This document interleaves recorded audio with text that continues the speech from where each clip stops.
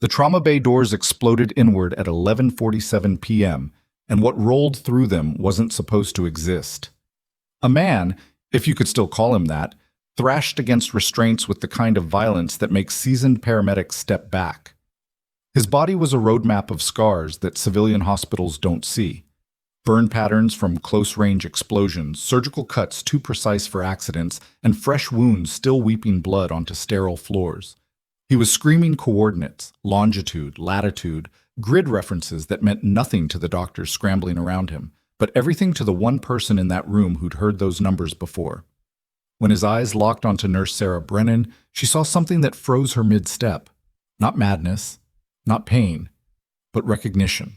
The kind that happens when a dying man spots his only extraction point in enemy territory. If you want to know how a single nurse became the only person who could stop a cover-up that reached the Pentagon, stay with me until the very end. Like this story, and comment what city you're watching from so I can see how far the truth travels. The thing about Mercy Point Regional Medical Center in Clearwater, Oregon, is that it handles exactly 3 types of emergencies: logging accidents, highway pileups, and the occasional fishing boat disaster. Sarah Brennan had worked the night shift in their emergency department for 6 years, and she'd seen plenty of blood, plenty of screaming, plenty of people who thought they were dying when they weren't. This was different. The man on the gurney was different in ways that made her skin prickle before she even got close enough to assess him. The paramedics who'd brought him in looked rattled, not scared, but unsettled in that particular way first responders get when something doesn't add up. The lead medic, a woman named Torres, who Sarah had worked with 100 times, caught her eye as they wheeled past. "No ID," Torres said quietly. "Found him in the industrial district near the old shipyard. Multiple GSWs, possible head trauma, and he's been fighting us the whole way. We had to restrain him." Sarah glanced down at the patient, mid-30s maybe, muscular in a way that spoke of functional strength rather than gym vanity. His face was streaked with mud and blood, but underneath it she could see scars, old ones, the kind that told stories about places Americans weren't supposed to be anymore. His right arm bore a tattoo that was partially obscured by blood, but she caught enough of it. A trident and anchor. Navy. Dr. Marcus Webb, the attending physician on duty, pushed past her with the kind of territorial aggression young doctors sometimes develop when they're fresh out of residency and convinced they know everything. He was good at his job, Sarah wouldn't deny that, but he had the empathy of a brick wall and the listening skills to match. "GSWs to the left shoulder and right thigh," Webb announced, already snapping orders at the nurses flanking him. "Possible concussion. Get me a trauma panel, cross-match for 4 units, and someone get these restraints secured. He's going to hurt himself." The patient's eyes were moving rapidly beneath half-closed lids, tracking movement that wasn't there. His lips moved constantly, forming words that came out as barely audible whispers. Sarah moved closer, instinctively checking his vitals, even as Webb barked at the other nurses. That's when she heard it. 37 north, 122 west. Repeat. 37 north, 122 west. Broken arrow. Broken arrow. Sarah's hand froze on the blood pressure cuff. Those weren't the ravings of a head injury. That was a distress call. A military distress call. Broken arrow. The code for a missing nuclear weapon, or in certain contexts, a soldier cut off from support with hostile forces closing in. "Sarah, you going to help or just stand there?" Webb's voice cut through her thoughts. She shook herself and started working, but her mind was racing. The coordinates he was repeating, she'd heard coordinates called out like that before.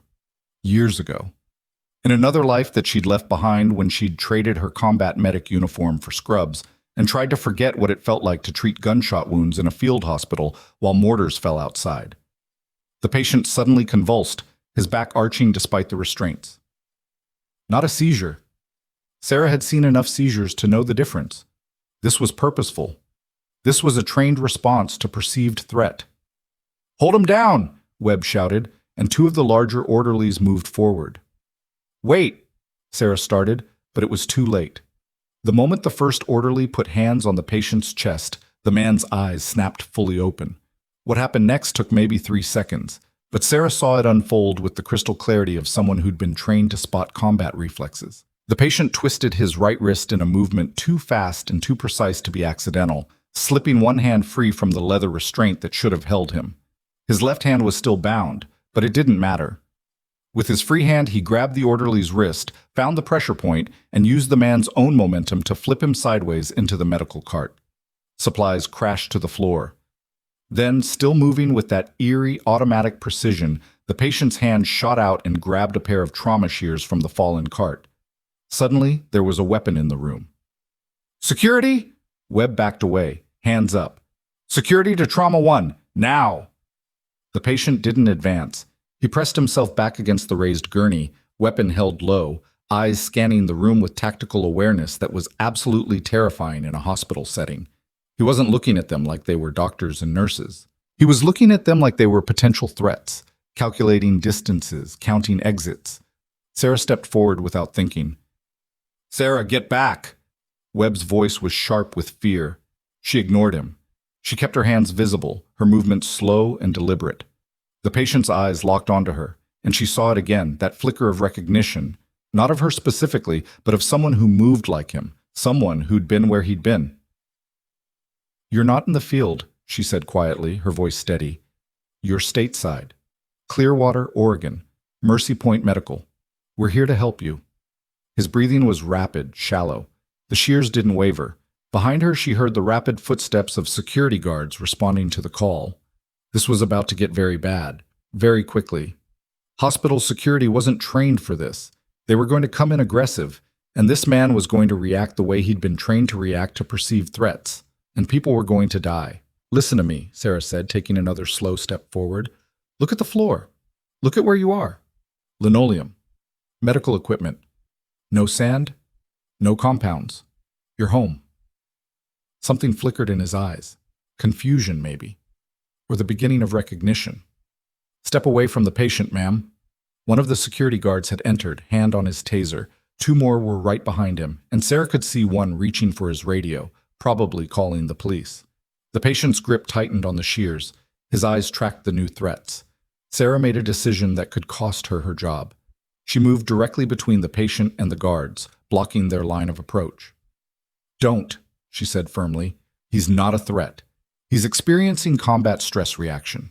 If you approach aggressively, he'll defend himself and people will get hurt." "Ma'am, step aside. Now." The lead guard's voice had that official firmness that meant he wasn't asking anymore. The patient spoke for the first time, his voice hoarse and cracked. "Perimeter breach. Multiple hostiles. Need extraction." Webb, from his safe position near the door, let out a nervous laugh. "He's delusional. He needs to be sedated." "He's not delusional," Sarah said, still not moving. "He's in flashback. There's a difference." "I don't care what he is," the lead guard said. "He's armed and he's a danger. Last warning." The patient shifted, adjusting his stance in a way that Sarah recognized from close-quarters combat training. He was preparing to move. In about 5 seconds, this room was going to become a bloodbath. And it would be the patient's blood on the floor because he was injured and outnumbered, and the guards had tasers and probably wouldn't hesitate to use them. Sarah did the only thing she could think of. She spoke words she hadn't said in 8 years, words from a recognition protocol that was supposed to be obsolete, words that only someone with specific clearance would know. "Warhawk 7 Actual, this is Evac 2 Lima. You are marked friendly. Stand down for medical. Confirm." The trauma shears clattered to the floor. The patient's entire body seemed to collapse inward, the aggressive stance melting into something that looked almost like relief. His eyes, which had been tracking threats a moment before, found Sarah's face and held there. "Evac 2 Lima?" His voice was barely a whisper. That's Afghanistan call signs. That's old protocol." "Confirmed," Sarah said softly. "You're safe. Medical personnel only. No hostiles. Stand down and let us treat you." For a long moment, nobody moved. The security guards looked confused. Webb looked like he was trying to decide whether to be angry or terrified. The patient looked at Sarah like she was the first familiar thing he'd seen in days. Then the trauma bay doors slammed open again, but this time it wasn't paramedics. It was 4 men in dark suits with the kind of bearing that screamed federal law enforcement. They moved with coordinated precision, spreading out to cover the room, and the one in front pulled out credentials that made the security guards immediately step back. "Everyone out," the man said. Not loud, not aggressive, just absolutely certain he'd be obeyed. "This is now a federal matter. Medical personnel only. You stay. Everyone else, clear the room. Now. Webb started to protest. This is my trauma bay. You can't just... The federal agent turned to look at him, and whatever he saw in that look made Webb shut his mouth and back toward the door. The security guards followed. Within 30 seconds, the only people left in the trauma bay were Sarah, two other nurses who'd been helping with the patient, the four federal agents, and the man on the gurney who was now bleeding freely from his wounds and starting to look distinctly gray around the edges. The lead agent moved to Sarah. You used an old recognition code. Where did you learn that? I was a combat medic. Afghanistan. Helmand Province, 2014 through 2016. I had clearance for special operations support. Sarah kept her voice level, professional. This man needs immediate medical attention. Whatever you need from him can wait until he's stable. The agent studied her for a moment, then nodded. Treat him, but understand, nothing you see or hear leaves this room. Nothing gets documented in standard hospital records. This never happened. Sarah wanted to argue, wanted to demand explanations, but the patient on the gurney let out a low groan, and her training kicked in over her curiosity. She moved back to his side, already assessing. The gunshot wound to his shoulder was through and through, probably .45 caliber based on the entry and exit wounds. The thigh wound was messier, possibly still had the bullet in it. He'd lost a lot of blood. I need to intubate if we're going to stabilize him, she said, and he needs surgery. That thigh wound, do what you need to do, the agent said. But we're staying. Sarah nodded and got to work. The other nurses, both younger and clearly terrified, responded to her directions with mechanical efficiency. As Sarah cut away the patient's remaining clothing to assess for other injuries, she saw more of what his scars told. Shrapnel patterns, knife wounds, burns. This man had been to hell and back, probably multiple times. She also saw something else.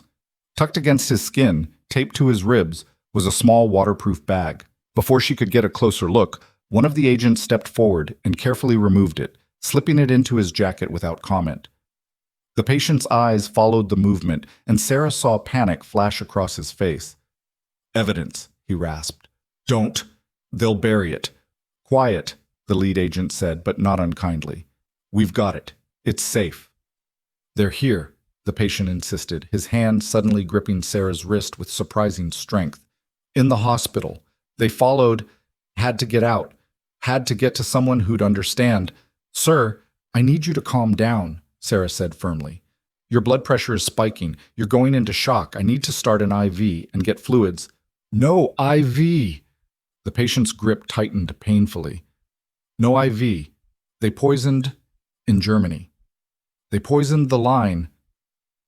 Sarah looked up at the lead agent, who had gone very still. What's he talking about? That's classified, the agent said, but there was something in his voice. Concern? Maybe. Or belief. The patient was starting to fade, his grip loosening. Call sign, he whispered. My call sign. Ghost 3 Charlie. Operation. Dark Compass. Civilians died. General ordered. Covered up. Then his eyes rolled back and his hand fell away from Sarah's wrist. He's crashing! Sarah didn't wait for permission. She started barking orders, and the other nurses jumped to respond. Blood pressure was dropping. Heart rate was erratic. If they didn't move fast, they were going to lose him. She reached for the IV kit, ready to establish access for fluids and medication, but the patient's words echoed in her head. They poisoned the line. In a normal situation, she'd dismiss it as paranoid rambling, but nothing about this situation was normal. Men in suits, federal takeover of her trauma bay. A Navy SEAL, because that's what the Trident tattoo meant, showing up with gunshot wounds and talking about cover-ups. Sarah made a choice. Instead of the standard IV kit, she grabbed a sealed backup set from the secure cabinet, one that hadn't been sitting in the open room. She established access using that, started fluids, pushed medications. The patient's vitals began to stabilize, but barely. He needs surgery, she said again. Now. That thigh wound is too close to the femoral artery. If it nicks, then get him to surgery, the lead agent said. We'll accompany him. You can't go into an operating room. Watch us. Before Sarah could argue further, the trauma bay doors opened yet again. This time it was hospital administration, specifically Director of Medicine Gerald Carstairs, flanked by two of his assistants. Carstairs was old-school hospital politics, the kind of administrator who cared more about liability and reputation than patient care. "What in God's name is happening in my hospital?" Carstairs demanded. He looked at the federal agents, at the patient, at the blood on the floor. "Agent, whoever you are, you can't just commandeer my emergency department. I'm calling our legal team." The lead agent showed his credentials again. "Department of Defense Special Investigations. This is a matter of national security. You'll be briefed on a need-to-know basis." "I'm the director of medicine. I need to know everything that happens in this facility." "No," the agent said simply. "You don't." Carstairs' face went red. "I'm going to have your badge number. I'm going to—" He stopped mid-sentence, his phone buzzing in his pocket. He pulled it out, glanced at the screen, and his expression changed from angry to confused to something that might have been fear. He answered, listened for a moment, then hung up. When he looked at the agent again, all the bluster was gone. "I've been instructed to provide full cooperation," he said stiffly. "Whatever you need." "Good. We'll need an operating room secured. No one in or out except approved surgical staff. And we'll need your security footage from the last 6 hours." Carstairs nodded, gestured to his assistants, and they scurried off to comply. Sarah watched the exchange with growing unease. Whoever had called Carstairs had serious pull. Enough pull to make a hospital director fold instantly. The patient, Ghost 3 Charlie he'd called himself, was being prepped for transport to the OR. Sarah found herself following, unwilling to let him out of her sight. One of the agents tried to stop her. "I'm his primary nurse," she said firmly, "and I'm the one who talked him down when he was armed. If he wakes up in post-op and doesn't see a familiar face, he's going to react badly. You saw what happened. You want that in an operating room?" The agent considered, then nodded. "Fine, but you don't leave his side and you don't talk to anyone about what you've seen." As they wheeled the patient toward the surgical wing, Sarah's mind was racing. Dark compass. Civilians died. Cover-up. The patient had said he needed to get to someone who'd understand, and he'd recognized something in her. The way she moved, maybe. The way she'd used that old protocol. She'd left that life behind. She'd hung up her combat medic uniform and sworn she was done with military operations and classified missions and all the moral ambiguity that came with them. She'd come to Clearwater specifically because it was small, quiet, and as far from war as she could get while still doing the job she loved. But apparently, the war had found her anyway. In the operating room, Dr. Sophia Chen, the hospital's best trauma surgeon, was already scrubbing in. She took one look at the federal agents setting up positions around the OR and raised an eyebrow at Sarah. "I don't want to know, do I?" "Probably not." "Is he going to make it?" Sarah looked at the patient on the table, at the monitor showing his unstable vitals, at the blood still seeping from his wounds despite the pressure dressings. "If anyone can save him, you can." Chen nodded and got to work. Sarah assisted, her hands moving with the automatic precision of someone who'd done this hundreds of times before. The bullet in the thigh had indeed come dangerously close to the femoral artery. Another centimeter, and he would have bled out before the ambulance even reached the hospital. Chen worked with careful efficiency, extracting the bullet, repairing the damage, suturing layers of tissue. It was during the surgery that Sarah noticed something odd. The patient's blood work, which she'd glanced at when it came back from the lab, showed traces of something that didn't make sense. A sedative, maybe? Or some kind of paralytic agent. Nothing that should have been in his system unless someone had put it there deliberately. They poisoned the line. Sarah's stomach tightened. She looked at the IV bag currently running into the patient's arm, the one she'd set up using the sealed kit from the secure cabinet, and then at the standard supplies in the OR. If someone had tampered with hospital supplies, if someone inside Mercy Point was compromised, she caught Chen's eye over her surgical mask. "Doctor, I need to check something. Can you manage for a moment?" Chen nodded, focused on tying off a bleeder. Sarah moved to the supply cabinet, pulled out a standard IV kit, and examined it carefully. The packaging looked fine. The seal appeared intact. But when she held it up to the light, she could see something. A tiny puncture mark in the plastic, barely visible. Someone had injected something into the bag and then resealed it. Her blood ran cold. "Agent," she said quietly to the nearest federal officer. "We have a problem." The lead agent moved closer. Sarah showed him the IV bag, pointed out the puncture mark. His expression hardened. "How many of these are in the hospital?" "Dozens, maybe hundreds. They're in every emergency cart, every patient room, every—" Sarah stopped. Oh God, if they've been doing this systematically. How many patients have been treated in the last 24 hours? Sarah's mind raced through the shift logs. 15, maybe 20, but most of them were minor cases, discharged quickly. There was one cardiac patient admitted to ICU and a car accident victim She stopped again. The car accident victim. He came in this morning, multiple trauma. He should have survived, but he coded unexpectedly during routine treatment. The agent was already on his radio, speaking in clipped, urgent tones. Within minutes, the hospital was being locked down. No one in, no one out. Every IV bag in the facility was being pulled and tested. The ICU was being swept. Sarah returned to the patient's side, checking his vitals obsessively. If they got into the hospital supplies, if they were willing to risk poisoning random patients just to make sure they got their target. "Who is he?" she asked quietly, looking at the unconscious man on the table. "What did he see that's worth all this?" None of the agents answered. The surgery continued. Chen closed the thigh wound, moved to the shoulder, repaired the damage there. By the time she was done, nearly 3 hours had passed. The patient's vitals had stabilized. Not great, but alive. Definitely alive. "He's lucky," Chen said as she stripped off her gloves. "Another hour, and he would have been beyond saving. Someone up there must like him. Or someone down here recognized a distress call," Sarah thought.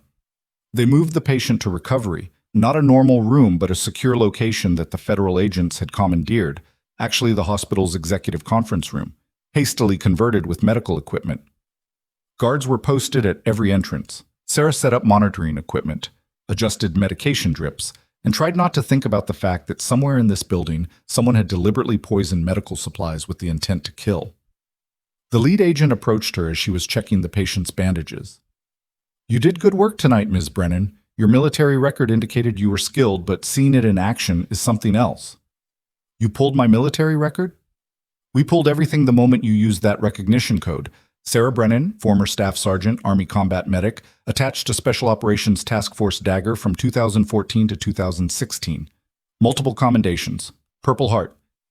You were there when things went bad in Helmand." Sarah kept her hands busy, not looking at him. "I don't talk about that. The soldier you pulled out of that compound, the one who was supposed to be DOA according to the official report. He survived. Made a full recovery, actually. Went on to complete 2 more deployments. You saved his life when everyone else had written him off. That's what medics do. Not all of them. Not under fire. Not when the compound was about to be overrun." The agent paused. "This patient, the man you just saved, he's in a similar situation. Everyone's written him off. Everyone thinks he's unstable, dangerous, a liability. But he's not. He's a witness. He has information that powerful people want buried, and you're the first person who's looked at him and seen a soldier instead of a problem." Sarah finally looked up. "What information?" "That's above your clearance, but I can tell you this. If he dies, a lot of bad people get away with something very, very bad. And a lot of good people who died won't get justice." The patient stirred slightly, a low moan escaping his lips. Sarah immediately checked his vitals, adjusted his pain medication. His eyes fluttered, but didn't open. "He said his call sign was Ghost 3 Charlie," she said. "That's a sniper designation, but he also mentioned civilians. An operation called Dark Compass." The agent's expression didn't change, but Sarah saw the micro-tension in his jaw. "You didn't hear that." "I did hear it.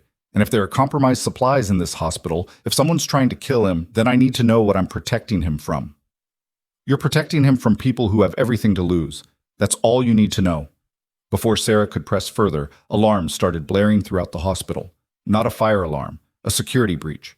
The agent's radio crackled with urgent voices. "Perimeter breach, north entrance. 2 suspects in hospital uniforms heading toward..."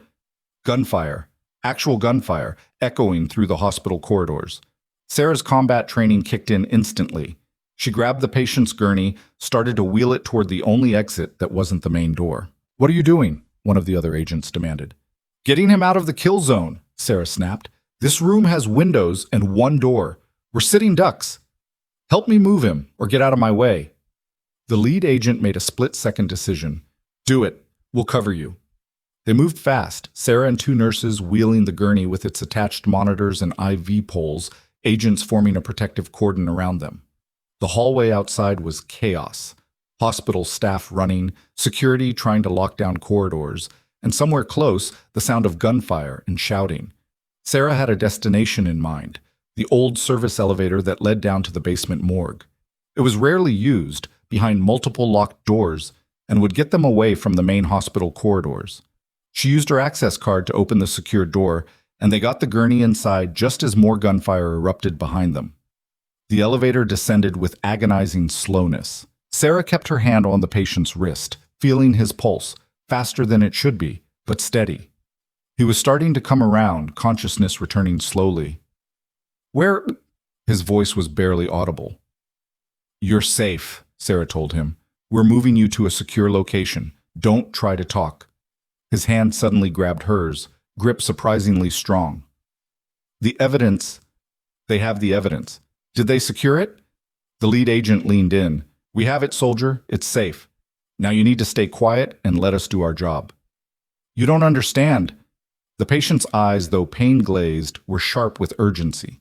"It's not just what's in the bag. There's more. Digital backup, sent to a dead drop. Coordinates?"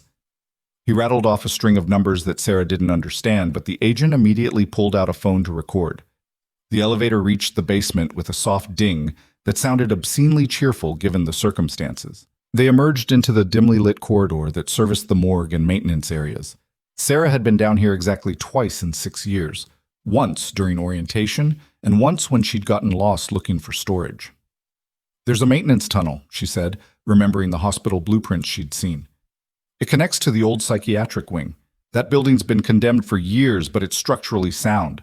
We can hide there until what?" One of the nurses, Jessica, young and terrified, asked. "Until whoever's shooting up the hospital finds us? This is insane." "This is survival," Sarah said firmly. "And you can either help, or you can stay here and wait for security to maybe find you." Jessica swallowed hard, but nodded. They navigated through the basement, past storage rooms and mechanical equipment, to a rusted door that Sarah had to force open. Beyond it was a tunnel, concrete and musty, lit by bare bulbs that flickered ominously. Not ideal, but it would do. They were halfway through the tunnel when the patient spoke again, clearer this time. "Sarah, your name's Sarah, right?" She blinked, surprised he'd retained that. "Yes." "You were in Helmand. I know the unit. Task Force Dagger. You guys saved a lot of lives." "We tried." "I was in Helmand too. Different unit, different time, but..." He paused, breathing hard through the pain. "I know what it costs, to see what we saw, to know what we know, and I know why you left." Sarah kept walking, kept pushing the gurney, didn't respond. "But here's the thing," the patient continued. "You can't really leave, not when you know how it works, not when you know what they're capable of. That's why you recognized the protocol. That's why you stepped in front of those guards. Because you know." "Know what?" Sarah asked quietly. "That some fights don't end just because you go home. That some battles follow you, and that when they do, you can either run again or you can stand." The tunnel ended at another door, this one leading into the abandoned psychiatric wing. The agent's radio was crackling with updates. The shooters had been neutralized, but not before one hospital security guard had been killed and 2 nurses injured. The hospital was in total lockdown. Police, FBI, everyone converging. They found a room in the old wing that was relatively intact, got the patient settled, and Sarah immediately started checking his vitals again. The stress of being moved had elevated his heart rate and blood pressure, but nothing critical. He was watching her with those sharp, analytical eyes. "Dark compass," she said quietly, so only he could hear. "Tell me what it was." The patient was quiet for a long moment. Then, "Joint operation, 18 months ago, Yemen. Target was supposed to be a terrorist cell. Intel said it was a weapons depot, extremist training facility. We went in fast, SEALs, Delta, air support, everything by the book. And it was a village. Just a village. Families, kids. The intel was wrong, or someone knew it was wrong and sent us anyway. 73 civilians died before we could stop the engagement. Women, children, all of it on our hands." Sarah felt her stomach turn. "We reported it immediately," the patient continued. "Followed protocol, requested investigation, and then nothing. The report disappeared. We were told it was classified, need to know, but the official version, the one that got recorded, said we'd successfully neutralized a terrorist cell. Commendations all around. Medals for some. Like those people never existed. Someone buried it. Someone high up, General Marcus Aldridge. He was running theater operations at the time. He knew the intel was bad. He sent us anyway because it was politically convenient. And when it went wrong, he covered it up, had the evidence destroyed, had witnesses reassigned or discharged. One of my team members tried to go public. He died in a training accident 6 months later. The lead agent had moved closer, listening. This is a serious accusation, soldier. It's the truth, and I have proof. GPS logs, helmet cam footage, communications records, all backed up and encrypted. I was going to bring it to the Inspector General, go through proper channels, but someone found out. I was stationed in Germany. They tried to kill me there. Poisoned IV, just like I said. I barely got out. Made it to a cargo flight, hitched rides, stayed off grid. Came here because I knew the Pacific Northwest had old military contacts who might help. He looked at Sarah. I didn't expect to find someone who actually understood. Sarah's mind was reeling. A general. A cover-up of civilian deaths. Attempted murder of witnesses. This wasn't just big. This was career-ending, prison time, possibly treasonous level big. Why attack the hospital? She asked. They had to know that would draw attention. Because I'm the last one, the patient said. The last witness who's still alive and talking. If I die, especially if I die in a way that can be written off as unstable vet, combat stress, self-harm, then the story dies with me. Aldridge walks free. The dead stay buried. The agent's phone rang. He answered, listened, and his expression grew grim. When he hung up, he looked directly at the patient. We've identified the shooters, private military contractors, high-end, the kind you hire when you need something done quietly and you have serious money. They're not talking, but we trace their payment source. It routes through 3 shell companies, but eventually, he paused. Eventually, it goes back to an account associated with General Aldridge's chief of staff. The patient closed his eyes. So it's confirmed. He's really trying to kill me. He's really trying to silence you. There's a difference. Sarah looked between them. So what happens now? You have the evidence. You have a witness. You have proof of attempted murder. Can't you just arrest him? The agent's expression was carefully neutral. Arresting a 3-star general isn't something you do lightly, especially one with Aldridge's connections.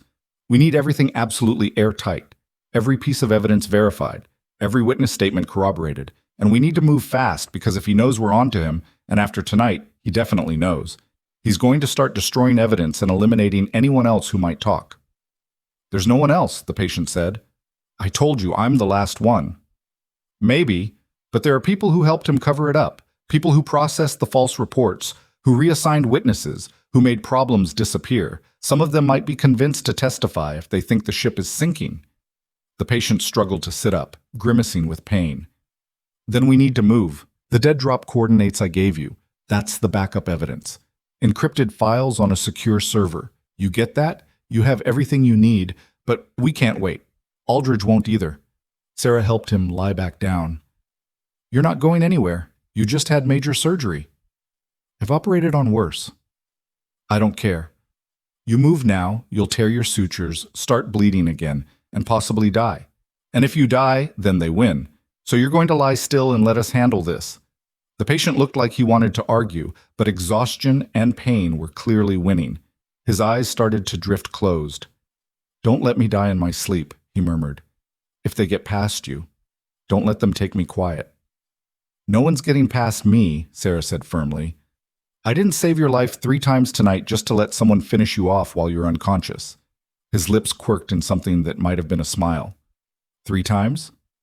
Talked you down when you were armed, saved you from poisoned IV, got you out of the kill zone during the attack. So yes, 3 times, which means you owe me. What do I owe you? You survive. You testify. You make sure those people get justice. That's the debt. The patient's hand found hers again, squeezed weakly. Deal. Then he was asleep or unconscious. Sarah wasn't entirely sure which. She checked his vitals again. Stable. As stable as could be expected given everything he'd been through. The agent was organizing his team, speaking in low tones into his radio. Sarah caught fragments. Secure the evidence location.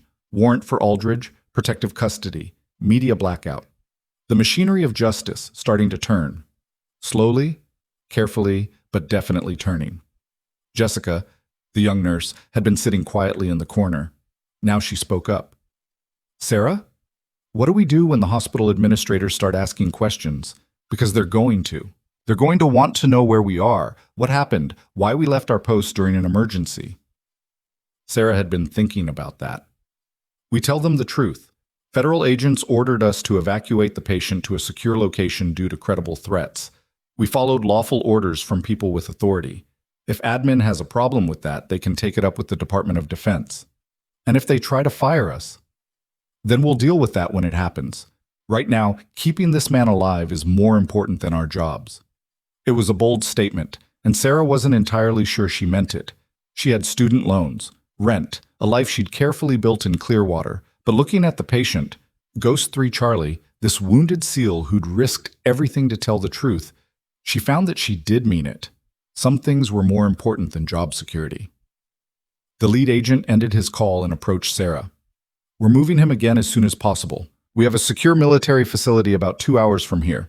He'll finish recovering there, and we'll debrief him properly. You'll need to give a statement as well. Fine, but I'm going with him. That's not negotiable, Sarah interrupted. You said it yourself. If he wakes up in a strange place without a familiar face, he's going to react badly. And given that people are actively trying to kill him, his paranoia is actually justified. So either I go with him, or you risk him waking up in a military facility, not knowing who to trust, and possibly making things very difficult for everyone. The agent studied her. You're very protective of a patient you met a few hours ago. I'm protective of someone who's trying to do the right thing at great personal cost. That's different. After a moment, the agent nodded. Fine. You can accompany him to the facility, but understand, everything you see and hear continues to be classified. You'll be asked to sign non-disclosure agreements. There may be congressional testimony down the line. This isn't going to be simple or clean. Nothing worth doing ever is. They waited in that abandoned room for another hour while arrangements were made. Sarah used the time to monitor the patient's condition, change his bandages, adjust his pain medication. She also used it to think about what came next, because after tonight, her quiet life in Clearwater was over. Even if she wanted to go back to normal shifts and everyday emergencies, she'd seen too much, known too much. The patient, she really needed to learn his actual name, had been right about one thing. Some fights followed you home. Finally, word came that transport was ready. They moved the patient again, this time out a service entrance where an unmarked ambulance waited. Sarah climbed in beside him, one of the agents drove, and they pulled away from Mercy Point Regional Medical Center just as dawn was starting to break over the Oregon coast. As they drove through the quiet streets of Clearwater, Sarah looked back at the hospital, her workplace for 6 years, the place she'd thought she'd finally found peace. Smoke was still visible from one wing where the shooters had set off incendiary devices during their assault. Emergency vehicles surrounded the building. Media vans were starting to arrive. This was going to be national news within hours. Hospital attack, federal investigation, and somehow Sarah had ended up right in the middle of it. The patient stirred, his eyes opening slightly. Where are we? Heading somewhere safe, Sarah told him. Try to rest. Can't. Need to stay alert in case what? We're surrounded by armed federal agents. The vehicle is armored. No one knows where we're going. You're safe. People said that in Germany too, right before they tried to kill me. Sarah couldn't argue with that logic. She settled for keeping her hand on his wrist, monitoring his pulse, watching for any sign of deterioration. The wound in his thigh was concerning her. The surgery had gone well, but there was always the risk of complications. Infection, blood clots, internal bleeding they'd missed. What's your real name? She asked quietly. The patient was silent for so long that Sarah thought he might have fallen back asleep.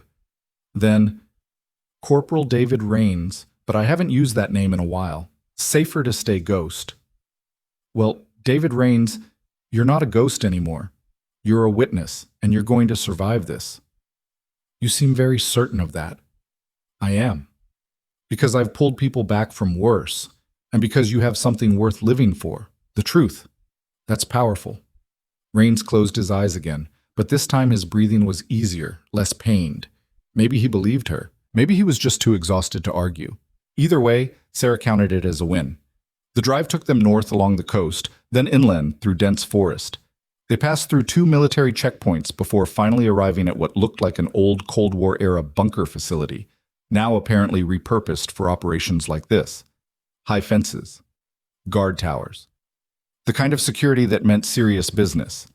They took Rains to a medical ward that was surprisingly well equipped, and Sarah supervised his transfer to a proper hospital bed. A military doctor arrived to assess him, and Sarah gave a thorough handoff: injuries, treatments, complications to watch for. The doctor, an older woman with the bearing of someone who'd seen combat medicine herself, listened carefully and nodded approval. "Good work, especially under the circumstances," the doctor said. "He's lucky he had you." "He's lucky he's still alive at all," Sarah replied. As they were getting Rains settled, the lead agent, who'd finally introduced himself as Special Agent Marcus Chen, approached Sarah with a tablet. "Your statement. I need everything from the moment the patient arrived at Mercy Point to when we left. Every detail." Sarah spent the next 2 hours recounting the night's events.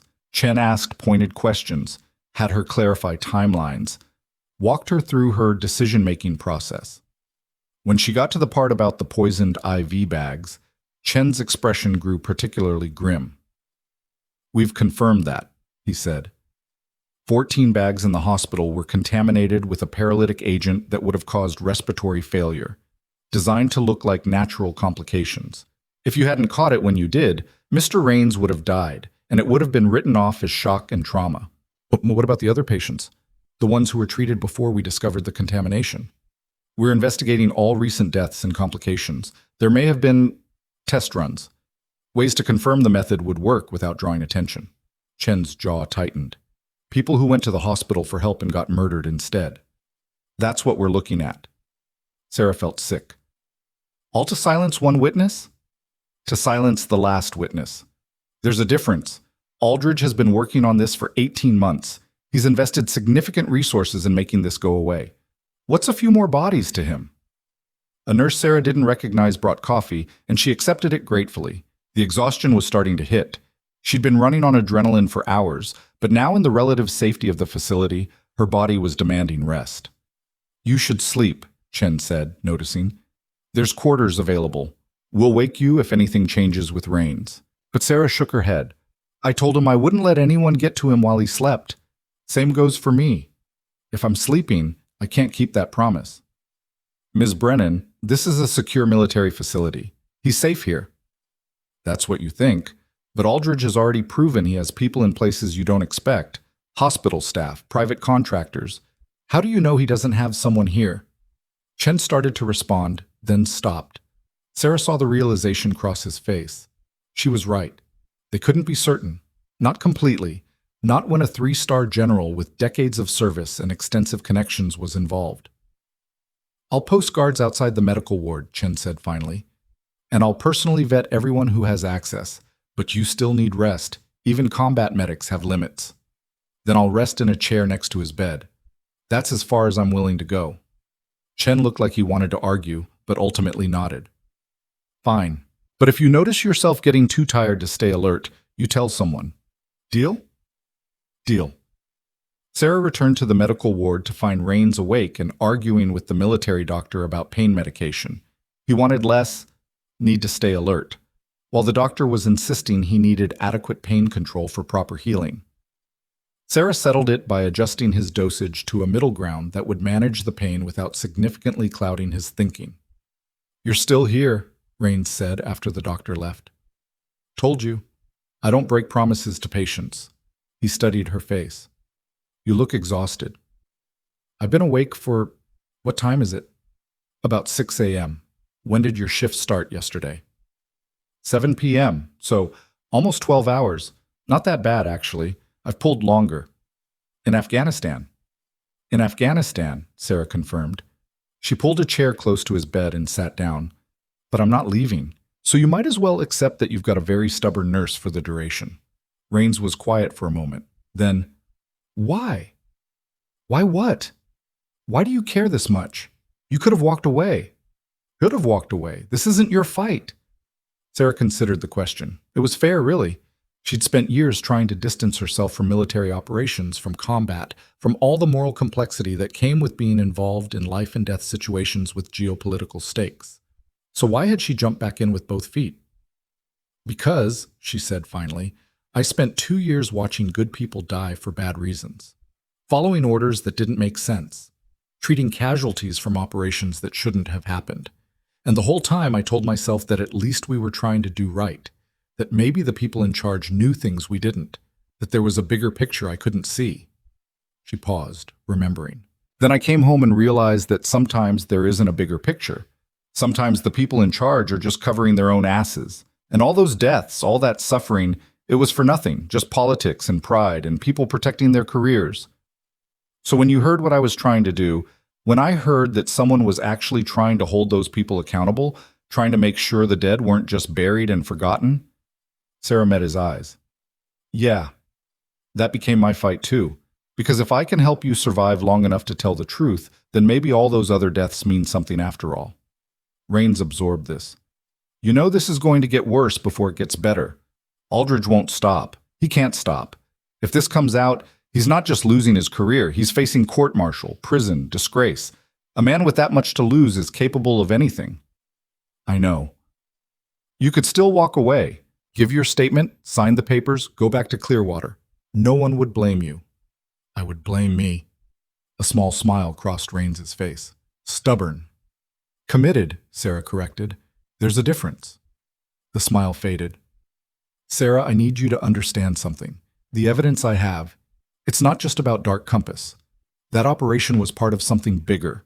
A pattern of operations where intel was manipulated to justify strikes, where civilian casualties were deliberately understated or hidden. Aldridge wasn't just covering up one mistake. He's been running a shadow campaign, using the war on terror as cover for actions that would never have been approved through proper channels. Sarah felt her chest tighten. How many operations? At least 6 that I know of, probably more. And it wasn't just Yemen, Syria, Somalia, Pakistan, places where verification is hard and the official story is whatever the military says it is. Hundreds of civilians, Sarah, maybe thousands. All justified as necessary collateral damage, but it wasn't. It was reckless at best, deliberately murderous at worst. And the government doesn't know? Parts of it do. Parts of it are complicit. But most of Congress, most of the civilian oversight, they're working off the same false reports we all saw. The truth is buried under so many layers of classification and compartmentalization that unless someone from inside brings the receipts, he gestured weakly at his bandaged body. Well, here I am. Before Sarah could respond, alarms started blaring throughout the facility. Red lights began flashing. Over the intercom, a calm but urgent voice. Security breach. All personnel to secure stations. This is not a drill. Rains was trying to sit up. They found us. They actually found us. Sarah pushed him back down. You're not going anywhere. You're still recovering from major surgery. If you tear those sutures... The door to the medical ward burst open. Agent Chen, weapon drawn, with 2 other agents behind him. We're moving him. Now! He can't be moved, Sarah protested. Not safely. Safer than staying here. We've got armed individuals approaching the perimeter. Sophisticated approach pattern. These aren't random attackers. Rains was already pulling out his IV lines. Where's the nearest defensible position? There's a bunker level below this one, Chen said. Designed to withstand direct assault. We can hold there while reinforcements arrive. How long until reinforcements? 20 minutes, maybe 30. Rains and Sarah exchanged glances. A lot could happen in 20 minutes. They got Rains into a wheelchair. He protested, but his leg wouldn't support his weight, and moved quickly into the hallway. The facility was organized chaos, personnel moving with practiced efficiency, locking down corridors, securing weapons, establishing defensive positions. Sarah pushed the wheelchair while Chen and his agents formed a protective cordon around them. They made it to the elevator that led to the bunker level just as gunfire erupted from somewhere above them. Loud, sustained, the kind of firefight that meant serious opposition. The elevator doors closed, and they descended. Sarah could feel Rains's tension. He hated being vulnerable, hated being protected instead of fighting. She didn't blame him. The instinct to defend yourself, to take action when threatened, that was hard to override even when you rationally knew you couldn't. The bunker level was dimly lit. concrete walls, heavy doors, the kind of place designed to outlast sieges. Chen led them to a secured room, got Rain situated on a cot, and immediately started organizing the defense with his team. Sarah checked Rain's vitals. His blood pressure was elevated, heart rate fast. Stress response. She couldn't do much about that except ensure the wounds weren't bleeding. "This is insane," she muttered. "We're in a secure military facility, and they still got to us." "Not that secure, apparently," Rain said. His face was pale, whether from pain or stress or both. "Aldridge has been planning this for months. He knows how these facilities work. Hell, he probably helped design protocols for some of them. He'll know the vulnerabilities." Gunfire continued above them, muffled by the concrete but clearly ongoing. Sarah found herself counting rounds, trying to estimate how many shooters, how coordinated the assault. Old habits from Afghanistan, when knowing the difference between harassing fire and a serious assault could mean life or death. This was a serious assault. Chen was on the radio coordinating with whoever was left defending the upper levels. Sarah caught fragments. Multiple entry points. Professional tactics. Requesting immediate backup from, Then the radio went silent. Chen looked at it, pressed the transmit button. Nothing. He tried his cell phone. No signal. "They're jamming us," he said quietly, "which means they're not just trying to breach the facility. They're trying to isolate us completely." Rain struggled to his feet, Sarah immediately moving to support him. "We can't just sit here. If they're jamming communications, reinforcements won't know what's happening. They could walk into an ambush." "You can barely stand," Sarah pointed out. "I can shoot. Give me a weapon." Chen hesitated, then made a decision. He handed Rains a sidearm from his belt holster. "Don't make me regret this." "I'll try not to die. That's the best I can offer." Sarah wanted to argue, wanted to insist that Rains stay down, stay safe. But she understood. Sometimes the only way to survive was to fight. She'd learned that lesson in Afghanistan, and apparently it still applied here. The bunker door, heavy steel, designed to withstand explosions, shuddered from an impact on the other side. Then another. Someone was breaching. Chen and his agents took up positions, weapons trained on the door. Sarah pulled medical supplies from the emergency kit on the wall, preparing for casualties. Rains moved to cover beside the cot, his movement slow and pained but his weapon hand steady. The door exploded inward in a shower of sparks and twisted metal. Flashbangs followed. Sarah closed her eyes and covered her ears, but the concussion still hit like a physical blow. When she could see again, figures were pouring through the breach. Black tactical gear, professional movements, weapons up. Chen and his agents opened fire. The attackers returned it. The bunker became a deafening chaos of gunshots and ricochets and shouted orders. Sarah stayed low, keeping behind cover, but watching for casualties.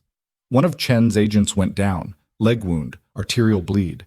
She crawled to him, applied pressure, tied off a tourniquet, while bullets shredded the concrete above her head. Rains was firing with careful precision, making each shot count. Military training, muscle memory taking over even while injured. One attacker dropped, then another. But there were too many, and they kept coming. An attacker broke through the defensive line, heading straight for Rains. Sarah saw it happening, saw the weapon coming up, and didn't think, just moved. She threw herself at the attacker's arm, knocking his aim off just as he fired. The shot went wide. The attacker backhanded her, sent her sprawling. She tasted blood, her head ringing. But Rains had the opening he needed. He put 2 rounds center mass, and the attacker went down. Then, as suddenly as it started, the firefight stopped. The remaining attackers retreated back through the breached door, moving with the same professional efficiency they'd shown coming in. Silence, broken only by groaning from the wounded and the ringing in Sarah's ears. Chen was bleeding from his shoulder but still functional. 2 of his agents were down. The one Sarah had treated was still alive, barely. The other was beyond help. And through the settling smoke and dust, Sarah heard something that made her blood run cold. Helicopter rotors. Close. Getting closer. "They're extracting," Chen said, his voice hoarse. "They failed to take or kill Rains, so they're pulling out before reinforcements arrive." Rains was leaning against the wall, his face gray with pain, fresh blood seeping through the bandage on his thigh. "Or they're calling in air support. Finish what the ground team couldn't." Sarah scrambled to him, checked the wound. The sutures had held, barely, but he'd stressed the injury badly. "You need to lie down. Now." "In a minute. First we need to—" The ceiling exploded. Not literally, but it felt like it. A massive explosion somewhere above them, powerful enough to shake the entire bunker, to bring dust and debris raining down. The lights flickered and died, replaced by dim emergency lighting. "That was a missile strike, Chen said, disbelief in his voice. "They actually hit us with a missile strike." A second explosion, closer this time. Then a third. "They're trying to collapse the bunker," Rains said. "Bury us alive. Make it look like a structural failure, or—" He stopped, his eyes going wide. Sarah followed his gaze to the bunker wall where a crack was forming, spreading, the concrete beginning to fail under the assault. "We need to move," Chen shouted. "Now, before the whole level comes down." But Sarah was looking at Rains, at his injured leg, at the blood loss and exhaustion and stress. He couldn't run. He could barely walk. And if they tried to evacuate with him slowing them down, none of them would make it. She saw him realize it too. Saw the calculation in his eyes, the acceptance. "Go," he said to Chen. "Get your people out. I'll cover your retreat." "Like hell," Sarah said. "Sarah, not happening. We're both leaving or neither of us is." Another explosion. The crack in the wall widened. Water began seeping through. They were near sea level, and the structural failure was reaching groundwater. Chen made a decision. He grabbed Rains's arm, slung it over his shoulders. "Sarah, take his other side. Move." They ran, as much as Rains could run, half carrying him through the bunker corridors while the ceiling came apart around them. Behind them, the medical ward collapsed entirely. Ahead, the emergency exit. If they could reach it before the entire level flooded or caved in. Sarah's lungs burned. Her arms ached. But she didn't let go, didn't slow down. Beside her, Chen was bleeding freely from his shoulder wound, his face set in grim determination. And between them, Rains was fighting to stay conscious, fighting to keep moving even though every step must have been agony. They burst through the emergency exit into a maintenance tunnel, and behind them the bunker level gave way entirely, with a sound like the world ending. Water rushed past their feet, rising quickly. "There!" Chen pointed to a ladder leading up. "Surface access, go!" Sarah went first, climbing fast, emerging into pre-dawn light and fresh air that felt like the sweetest thing she'd ever tasted. Chen and other agents hauled Rains up behind her, and they collapsed on the ground just as water erupted from the access hatch like a geyser. They were maybe 100 yards from the main facility, which was partially collapsed and burning. Emergency vehicles were arriving, fire trucks, military police, medical teams. The cavalry, late, but here. Sarah checked Rains immediately. He was unconscious now, shock and blood loss finally winning. But his pulse was there, his breathing shallow but present. "Medic!" she shouted, and military medics came running. As they worked on Rains, as the chaos of response and rescue unfolded around them, Chen sat down heavily beside Sarah. "They almost won," he said quietly. "If we'd been 30 seconds slower." "But we weren't," Sarah replied. "And Rains is still alive, which means Aldridge just committed about 6 new federal crimes trying to silence him. How's that going to look when this comes out?" Chen actually laughed, though it sounded more like a cough. "You're right. He's desperate enough to launch missile strikes on U.S. soil, to assault a secure military facility, to risk killing federal agents and military personnel. That's not the act of someone confident they can keep the truth buried. That's panic." "Good," Sarah said. "Let him panic. Because we're not done yet." As the sun rose over the devastated facility, as they loaded Rains into a medical helicopter for transport to a hospital with actual surgical capabilities, Sarah realized she'd crossed a line she couldn't uncross. She was part of this now. Witness, protector, participant. Whatever came next, trials, testimony, the full weight of whatever conspiracy Rains had uncovered, she was in it. And strangely, she was okay with that. Because sometimes the war finds you, even when you've tried your best to leave it behind. And when it does, you have a choice. Run again or stand and fight. Sarah had made her choice. The helicopter lifted off, carrying Rains toward whatever safety could be found. Chen was being treated for his gunshot wound. The facility was being secured. And somewhere, Sarah knew, General Marcus Aldridge was realizing that his attempt to bury the truth had just made it inevitable. The dying SEAL's secret call sign had been heard. The nurse who understood had answered, and now nothing was going to stop the truth from coming out, not even a general. The helicopter's rotors beat against the morning sky like a war drum, each rotation carrying David Rains further from the smoking ruins of what was supposed to be a safe house and closer to whatever came next. Sarah sat across from him in the cramped medical bay, her hands still pressed against the fresh bandages she'd applied mid-flight, watching the monitor that tracked his vital signs with an intensity born of equal parts training and something she didn't want to name. The military hospital they were heading to, Cascade Ridge Medical Complex, tucked into the mountains east of Portland, wasn't on any public registry. Chen had made that clear before they'd loaded Rains onto the helicopter. It was a facility that treated soldiers who officially didn't exist, handling injuries from operations that never happened. The kind of place where questions weren't asked and records disappeared into classified databases that only a handful of people could access. Perfect for keeping a witness alive. Or perfect for making a witness disappear, depending on who was running the show. Sarah pushed that thought down and focused on Rains's breathing. Shallow, but steady. The blood loss from the bunker firefight had been significant, but she'd managed to stabilize him enough for transport. The real question was what damage had been done internally, what stress fractures had formed in vessels and tissue that wouldn't show themselves until it was too late. The medic who'd accompanied them, a young army specialist named Garcia, who looked barely old enough to drink, was checking the IV lines with nervous efficiency. Sarah had already caught him making 2 mistakes, small things that wouldn't have killed the patient but could have complicated recovery, and she'd corrected him both times with a terseness that made him flinch. "You military?" Garcia asked after the second correction, clearly trying to figure out why a civilian nurse was running his trauma bay. "Was," Sarah said, not looking away from the monitor. "Combat medic?" "Something like that." Garcia seemed to sense that the conversation was over. He went back to his checks, quieter now, more careful. Sarah appreciated that. She didn't have energy for small talk, not when every minute felt like Rains was balanced on a knife's edge between survival and system failure.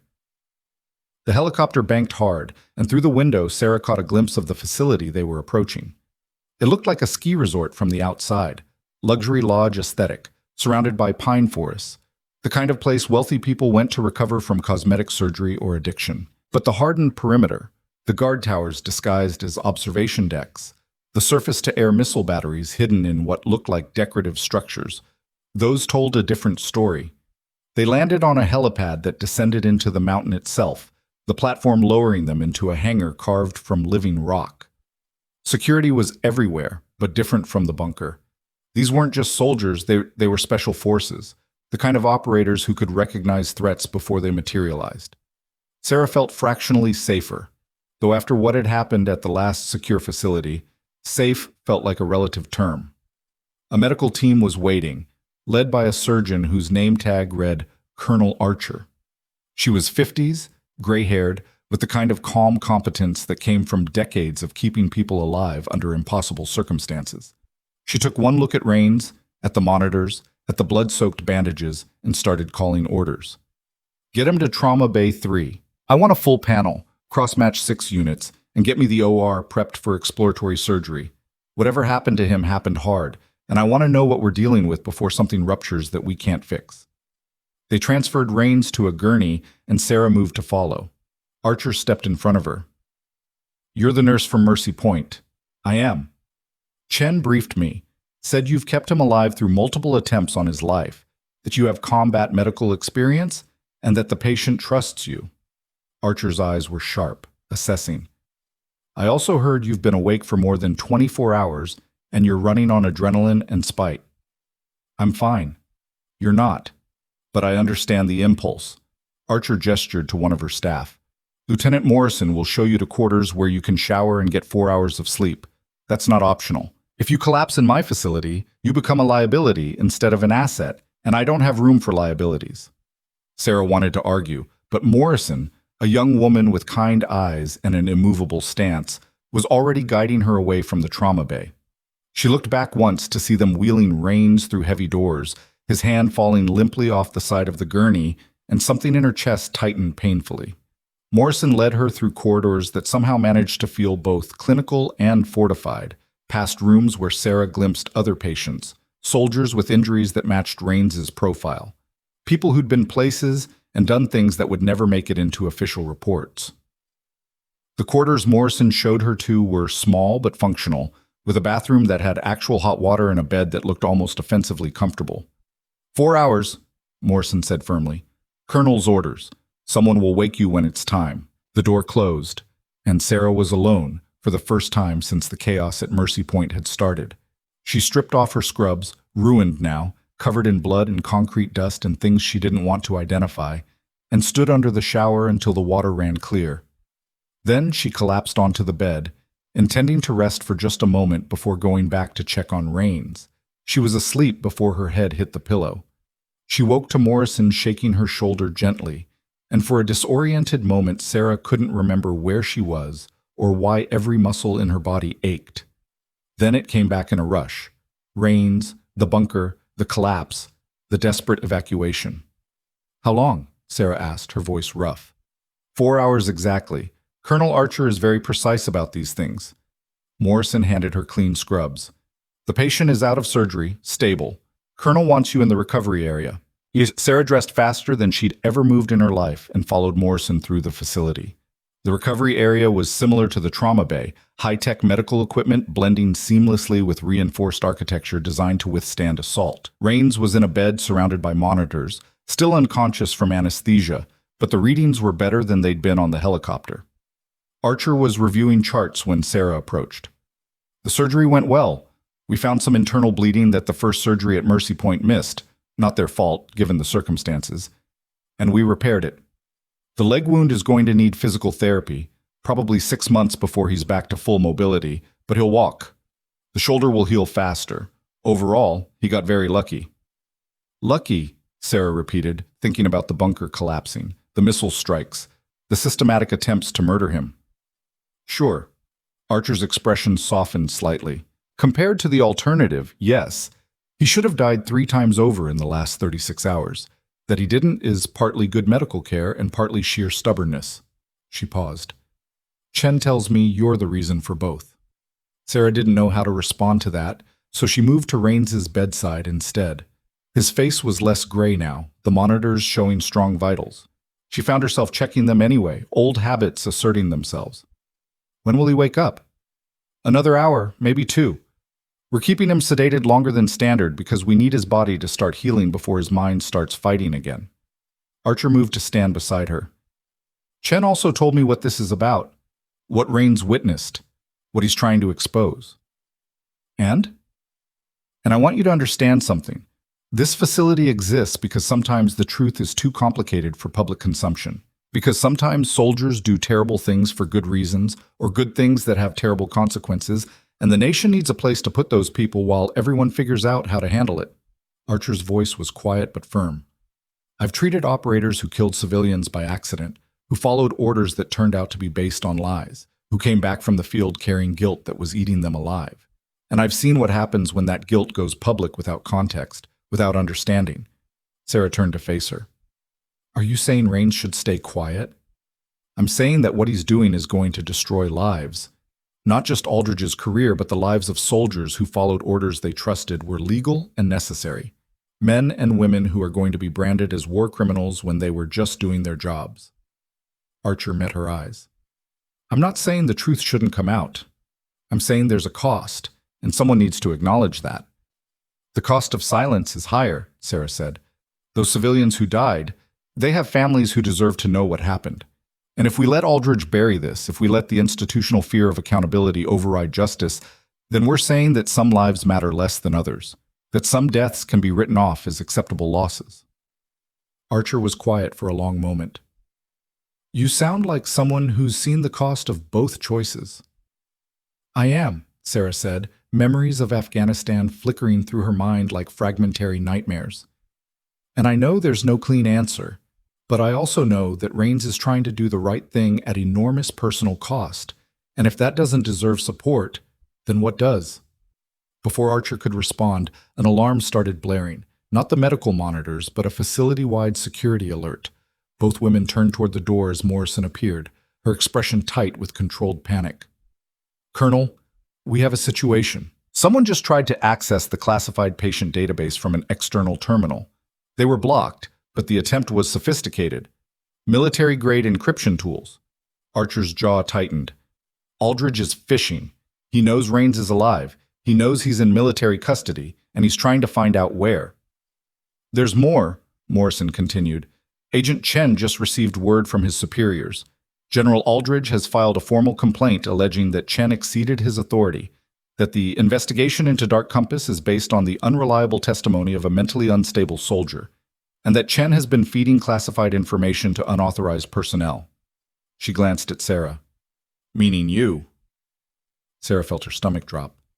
He's trying to discredit the investigation before it can gain traction. He's doing more than that, Chen's voice came from behind them. He'd entered the recovery area looking like he hadn't slept at all, his shoulder bandaged but his eyes sharp.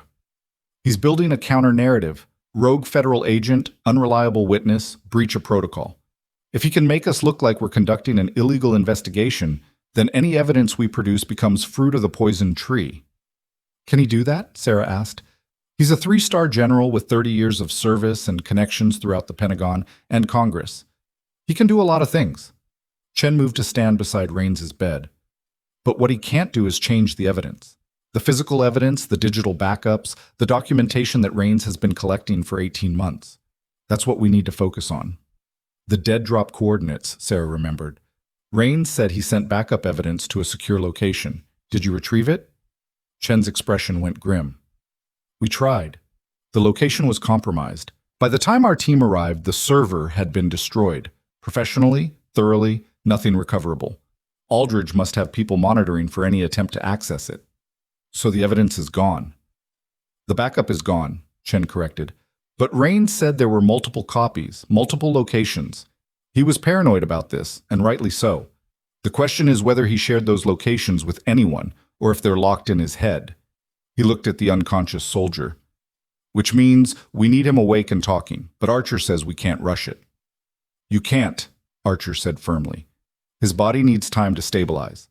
If you wake him early and stress him, he could have complications, stroke, heart attack, system failure.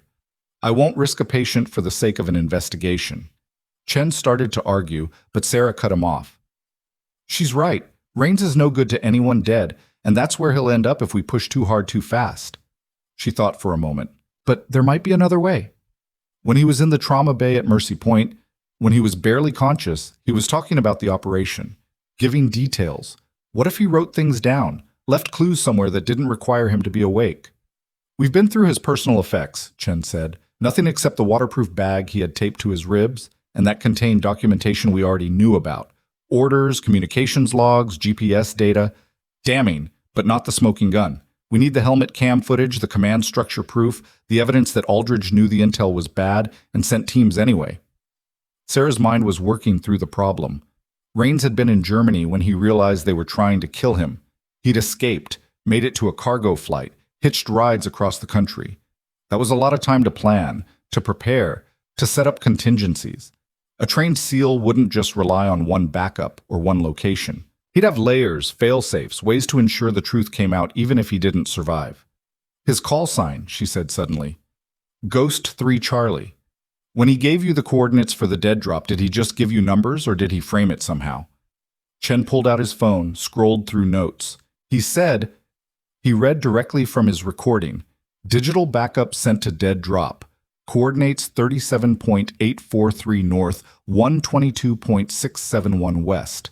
Access code Ghost 3 Charlie Alpha Romeo. Then he passed out. Alpha Romeo, Sarah repeated. That's not just his call sign. That's additional information. Military Phonetic Alphabet, AR. What if it's not just an access code but a location indicator? Another layer of the puzzle? Chen considered this. Possible. But AR could mean anything. Arlington, Arkansas, Archer? He glanced at the colonel, who shook her head. Morrison, who'd been listening quietly, spoke up. What if it's not a place but a person, or a designation? In special operations, secondary contacts are often coded. If the primary extraction fails, you go to the secondary using an identifier that only team members would recognize. Raines was a SEAL, Chen said slowly. His team would have had protocols for situations exactly like this. If one member was compromised, the others would know how to make contact, share intelligence, maintain operational security. He pulled out his phone again, started making calls. I need the full roster for Raines's SEAL team. Not the official one, the actual one, including detached duty and classified assignments. While Chen worked his contacts, Sarah stayed at Raines's bedside. She found herself studying his face. The scars that told stories of violence survived, the lines around his eyes that spoke of stress and hypervigilance, the way even unconscious he seemed coiled and ready to fight. This was a man who'd spent his adult life in combat zones, who'd seen and done things that would break most people, and now he was fighting a different kind of war against an enemy that wore a uniform and sat behind a desk. The monitors beeped steadily, reassuring in their rhythm. Sarah adjusted his IV, checked the surgical dressings, made small corrections that were probably unnecessary but helped her feel like she was doing something useful. Being helpless wasn't in her nature, and right now, waiting for Rains to wake, waiting for Chen to find answers, waiting for Aldridge to make his next move, she felt uncomfortably close to helpless. Morrison brought her coffee, real coffee, instead of the institutional sludge most hospitals served. Colonel Archer told me to make sure you're eating and staying hydrated. She says combat medics are notorious for taking care of everyone except themselves. Sarah accepted the coffee gratefully. She's not wrong. She usually isn't. Morrison hesitated, then added quietly, "For what it's worth, what you're doing, protecting him, standing up against a general, it's brave. Stupid, maybe, but brave." Bravery and stupidity often look the same from the outside, Sarah said. The difference is whether you survive long enough to be proven right. Chen returned, his expression a mixture of frustration and grim satisfaction. "I've got the roster." Rains' SEAL team was 6 operators, but only 2 survived the last deployment. Rains himself and a lieutenant commander named Marcus Webb, no relation to the doctor at Mercy Point, who was medically discharged 8 months ago after losing his left leg in an IED strike. Where is he now? That's the interesting part. Webb dropped off the grid after his discharge. No forwarding address, no contact information on file, no social media presence. It's like he deliberately disappeared. Chen pulled up a photo on his phone. A lean, hard-eyed man in his early 30s, the kind of face that had seen too much too young. But before he disappeared, he filed 3 separate complaints through his chain of command about operational irregularities during Dark Compass. All 3 were dismissed as combat stress reaction. Sarah felt pieces clicking into place. He was trying to blow the whistle and got shut down. And then he vanished, which suggests he either gave up or went underground to fight another way. Chen looked at Rains. If they were close, if they served together and both realized what was happening with Dark Compass, then Rains might have set up Webb as a secondary contact, someone who could carry on the mission if Rains was killed or captured. "Alpha Romeo," Morrison said suddenly, "what if it's not a place code but a military designation? In some units, secondary command structures are designated by letter combinations. Alpha for primary, Romeo for reserve or secondary." Chen was already moving, pulling up databases on his phone.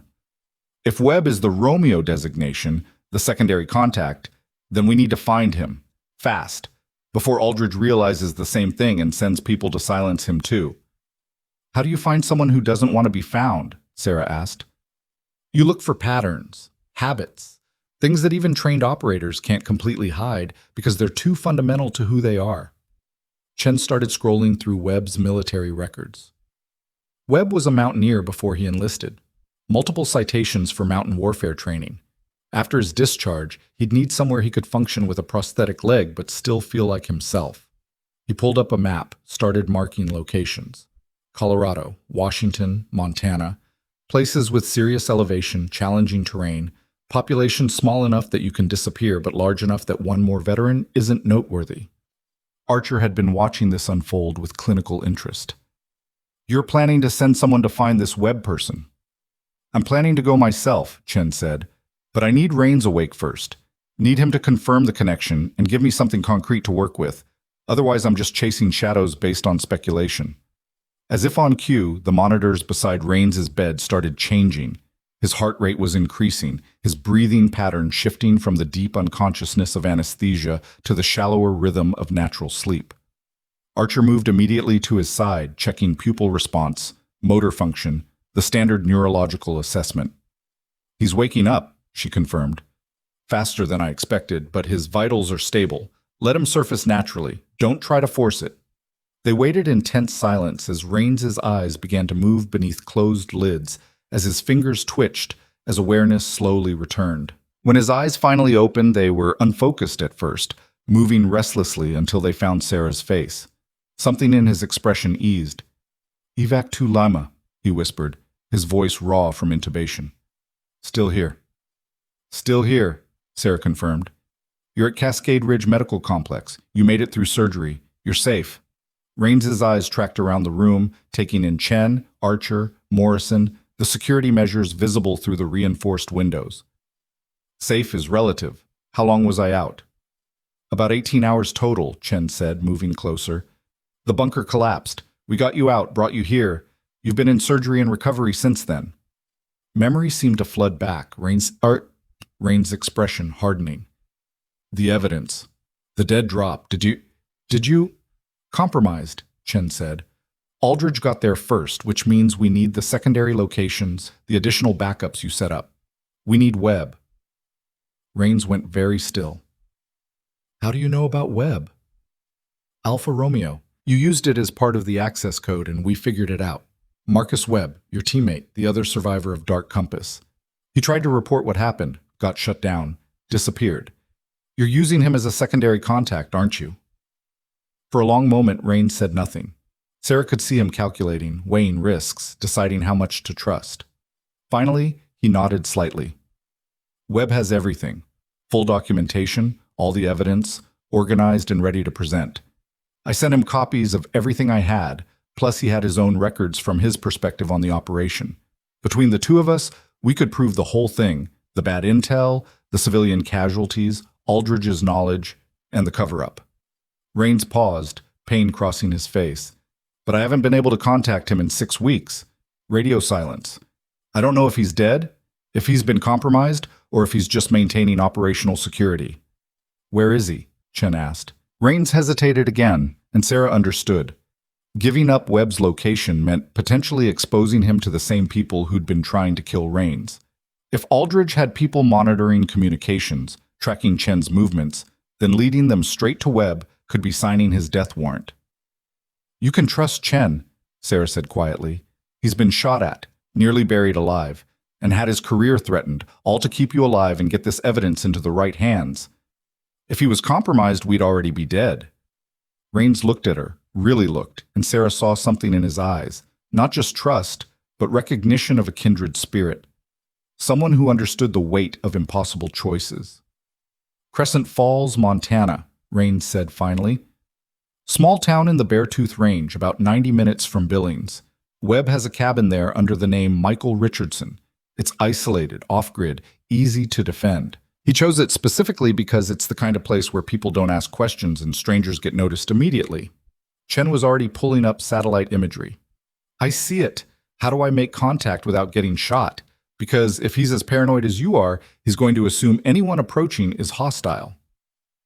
There's a recognition protocol. You approach from the East Trail, not the main access road. You carry a specific marker. Raines described a configuration of climbing gear that would mean nothing to a casual observer, but everything to someone trained to recognize it. And you use the phrase, Ghost 3 sends regards from Helmond. That'll let him know I sent you. What if he doesn't believe you're still alive? For all he knows, you've been dead for weeks and someone tortured the protocols out of you before killing you. Raines considered this. Then you tell him about the night we held that compound in Sanguine, the one that's not in any official reports because it was a shit show that Command wanted to forget. 5 of us against 40 insurgents, holding position for 12 hours until extraction. Webb took shrapnel to both legs but kept fighting. I carried him the last 2 clicks to the LZ. That's not something that would be in any files. Not something anyone could know unless they were there or we told them directly. Chen nodded, memorizing the details. I'll leave within the hour. Morrison, I need a low-profile vehicle, civilian plates, nothing that screams federal agent, and I need a secure communication line back to this facility. He looked at Archer. How long until Raines can be moved if we need to evacuate again? He shouldn't be moved for at least 3 days, Archer said. But if the choice is between moving him injured and letting him be killed, then I'll prep a transport team and we'll manage the risks. Good, because if Aldridge figures out where we are, alarms cut through the conversation again. Different this time. Not security breach, but incoming communication, priority level. Morrison grabbed her tablet, read the message, and her face went white. Colonel, we have a problem. Multiple news outlets just received anonymous packages containing classified documents about Operation Dark Compass. Not the full evidence, but enough to make it a story. claims of civilian casualties, cover-ups, allegations against General Aldridge. She looked at Chen. Someone leaked. Chen grabbed the tablet, scrolled through the information. This isn't our leak. The details are incomplete. The documentation is cherry-picked. This is... He stopped, realization dawning. This is Aldridge. He's getting ahead of the story. Leaked just enough to control the narrative, frame it as a tragic but ultimately necessary operation where mistakes were made but no crimes were committed. If the full evidence comes out later, it'll look like we're piling on, exaggerating, turning a military judgment call into a conspiracy theory. That's brilliant, Morrison said quietly. Horrible, but brilliant. Sarah looked at Rains, who had closed his eyes, his jaw tight with frustration. He's winning, isn't he? Even with everything you've done, all the evidence you've gathered, he's still managing to control how this plays out. For now, Rains said, opening his eyes. But he made a mistake. He went public, even in a limited way. That means congressional oversight, media scrutiny, pressure from advocacy groups. He can try to control the narrative, but once the door is open, it's hard to close again, especially when we can prove he's lying. Chen was pacing now, his mind visibly working through scenarios. The news breaks in. He checked his watch. About 6 hours when the morning shows start, which means we have 6 hours to get to Webb, secure the evidence, and figure out how to release it in a way that completely undermines Aldridge's version of events. 6 hours to Montana and back is impossible, Archer pointed out. Not impossible, just highly inadvisable. Chen was already on his phone making calls. I can get a military helicopter to Billings, a fast vehicle from there to Crescent Falls. If everything goes perfectly, if Webb cooperates immediately, if the weather holds and we don't hit any complications, I can maybe get back with the evidence in 8 hours. Which is still 2 hours after the story breaks, but close enough that we can call a press conference and blow up Aldridge's narrative before it solidifies. And if everything doesn't go perfectly, Sarah asked, then we're fighting from behind, trying to convince a skeptical media and public that the real story is worse than what they've already been told. Uphill battle. Chen stopped pacing, looked directly at Rains. I need everything you can give me. Every detail about Webb, every piece of evidence he has, every way to verify and authenticate it, so that when I present it, there's no room for doubt. Rains started talking, and Sarah grabbed a tablet to take notes because his words were coming fast and dense with detail.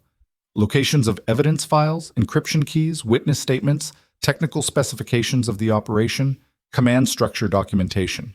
It was overwhelming, the sheer scope of what Rains and Webb had assembled, not just proof of one bad operation, but a pattern of recklessness and cover-up that spanned multiple deployments and operations. This is bigger than Dark Compass, Chen said, scanning through the notes. This is systemic. It's how Aldridge operates, Rains confirmed. Dark Compass was just the worst of it, the one where the civilian death toll got too high to ignore. But there were others, smaller, easier to bury. And he's been doing it for years, building a reputation as someone who gets results, who isn't afraid to make hard calls. The people above him love it because he makes the war on terror look effective. The people below him are too scared to speak up because of what happens to people who do. Sarah thought about the hospital security guard who'd been killed during the assault on Mercy Point, about the soldiers who died in the bunker collapse, about all the people who'd been caught in the crossfire of Aldridge's desperation to keep his crimes hidden. The cost of silence was written in blood, and it kept growing. Chen left at a run, taking Morrison and 2 other agents with him. Archer reinforced security around the facility, calling in additional operators and locking down every access point. And Sarah stayed at Rains's bedside, because that's where she'd promised to be, and because leaving felt like abandoning the one person who'd been brave enough to stand against all of this. You should rest, Rains said after Archer had left to coordinate with security. You look like hell. You're one to talk. You look like you've been through a war. I have been through a war. Multiple wars, actually. This is just the first one where the enemy wears the same uniform I do. He shifted in the bed, grimacing with pain but waving off her attempt to adjust his medications. Sarah, there's something you need to know. In case this goes bad, in case Aldridge wins despite everything. It's not going to... Listen, please. His voice was quiet but intense. The people who died in Dark Compass, I know their names. All 73 of them. I made it my business to find out, to document them, to make sure that even if everything else got buried, at least someone would know they existed. Their families deserve that. They deserve to know their deaths weren't just collateral damage that got written off in a report. Sarah felt her throat tighten. Where are the names? Webb has them, along with everything else. But if something happens to him, if the evidence doesn't make it out— Rains reached into the collar of his hospital gown, pulled out a thin chain that Sarah hadn't noticed before. Hanging from it was a small data drive, waterproofed and sealed. Basic documentation. Not everything, but enough to start. Enough for someone to know where to look, who to ask, what questions to demand answers to. He pulled the chain over his head, held it out to her. Sarah stared at it, understanding what he was asking, to be the fail-safe, the last line of defense, the person who would make sure the truth came out even if everyone else failed or died trying. Take it, Rains said. Not because I think we'll fail, but because you're the only person I trust to use it the right way. Not for revenge, not for politics, but for justice. Real justice. Sarah took the chain, felt the weight of the data drive against her palm. Such a small thing to carry so much weight. She slipped it around her own neck, tucked it beneath her shirt where it rested cold against her skin. We're not going to fail, she said firmly. Chen will reach Webb. The evidence will come out. Aldridge will face justice. This story ends the right way. I hope so, Rains said. But hope isn't a strategy. Having backup plans, redundancies, people willing to finish what you started if you can't, that's how you win against someone like Aldridge. That's how you make sure the truth survives, even if you don't. Before Sarah could respond, her phone buzzed. A text from Chen, encrypted and brief. En route to Billings. Weather deteriorating, may have complications. She showed it to Rains, who read it with a grim expression. Weather in the Beartooths this time of year can be brutal. If it gets bad enough, it'll ground air transport and make the roads impassable. Chen could get stuck there, or worse, Webb could refuse to leave his position until the weather clears. How long could a weather delay last? Days, if it's a serious system, which means the evidence doesn't get back in time to counter Aldridge's narrative, which means public opinion solidifies around his version of events, which means even if we eventually prove he's lying, the damage is done. Sarah felt the data drive against her chest, a constant reminder of the stakes.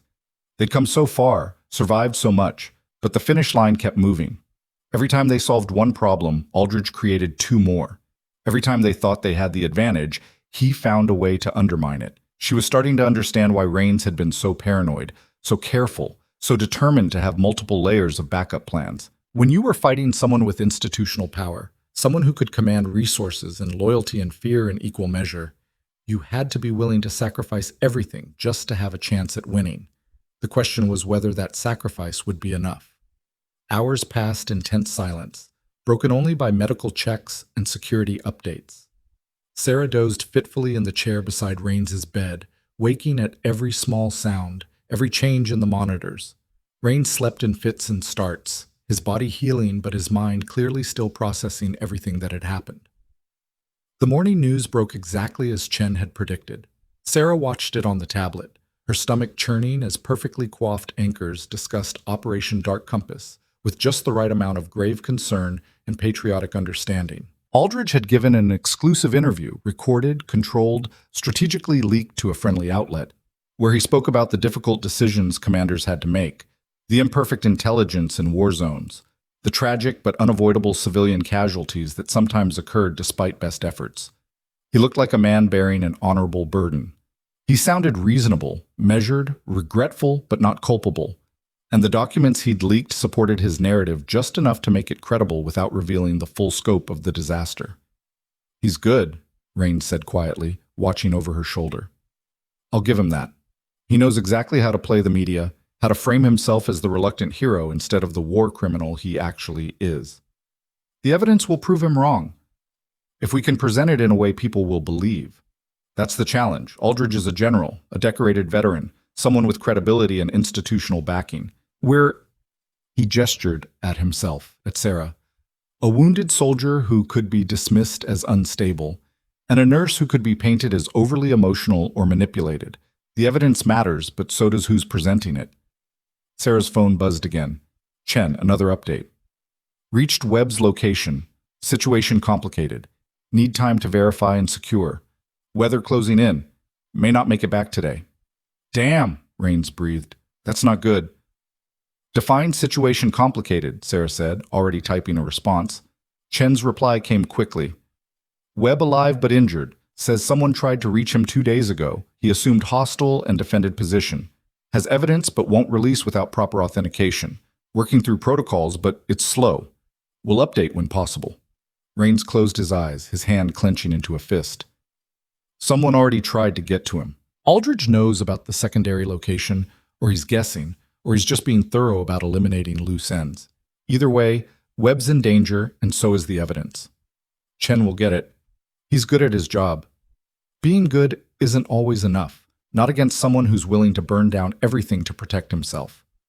Sarah wanted to argue, wanted to insist that justice would prevail and the truth would win, but she'd seen enough of the world to know that wasn't always true. Sometimes the bad guys won.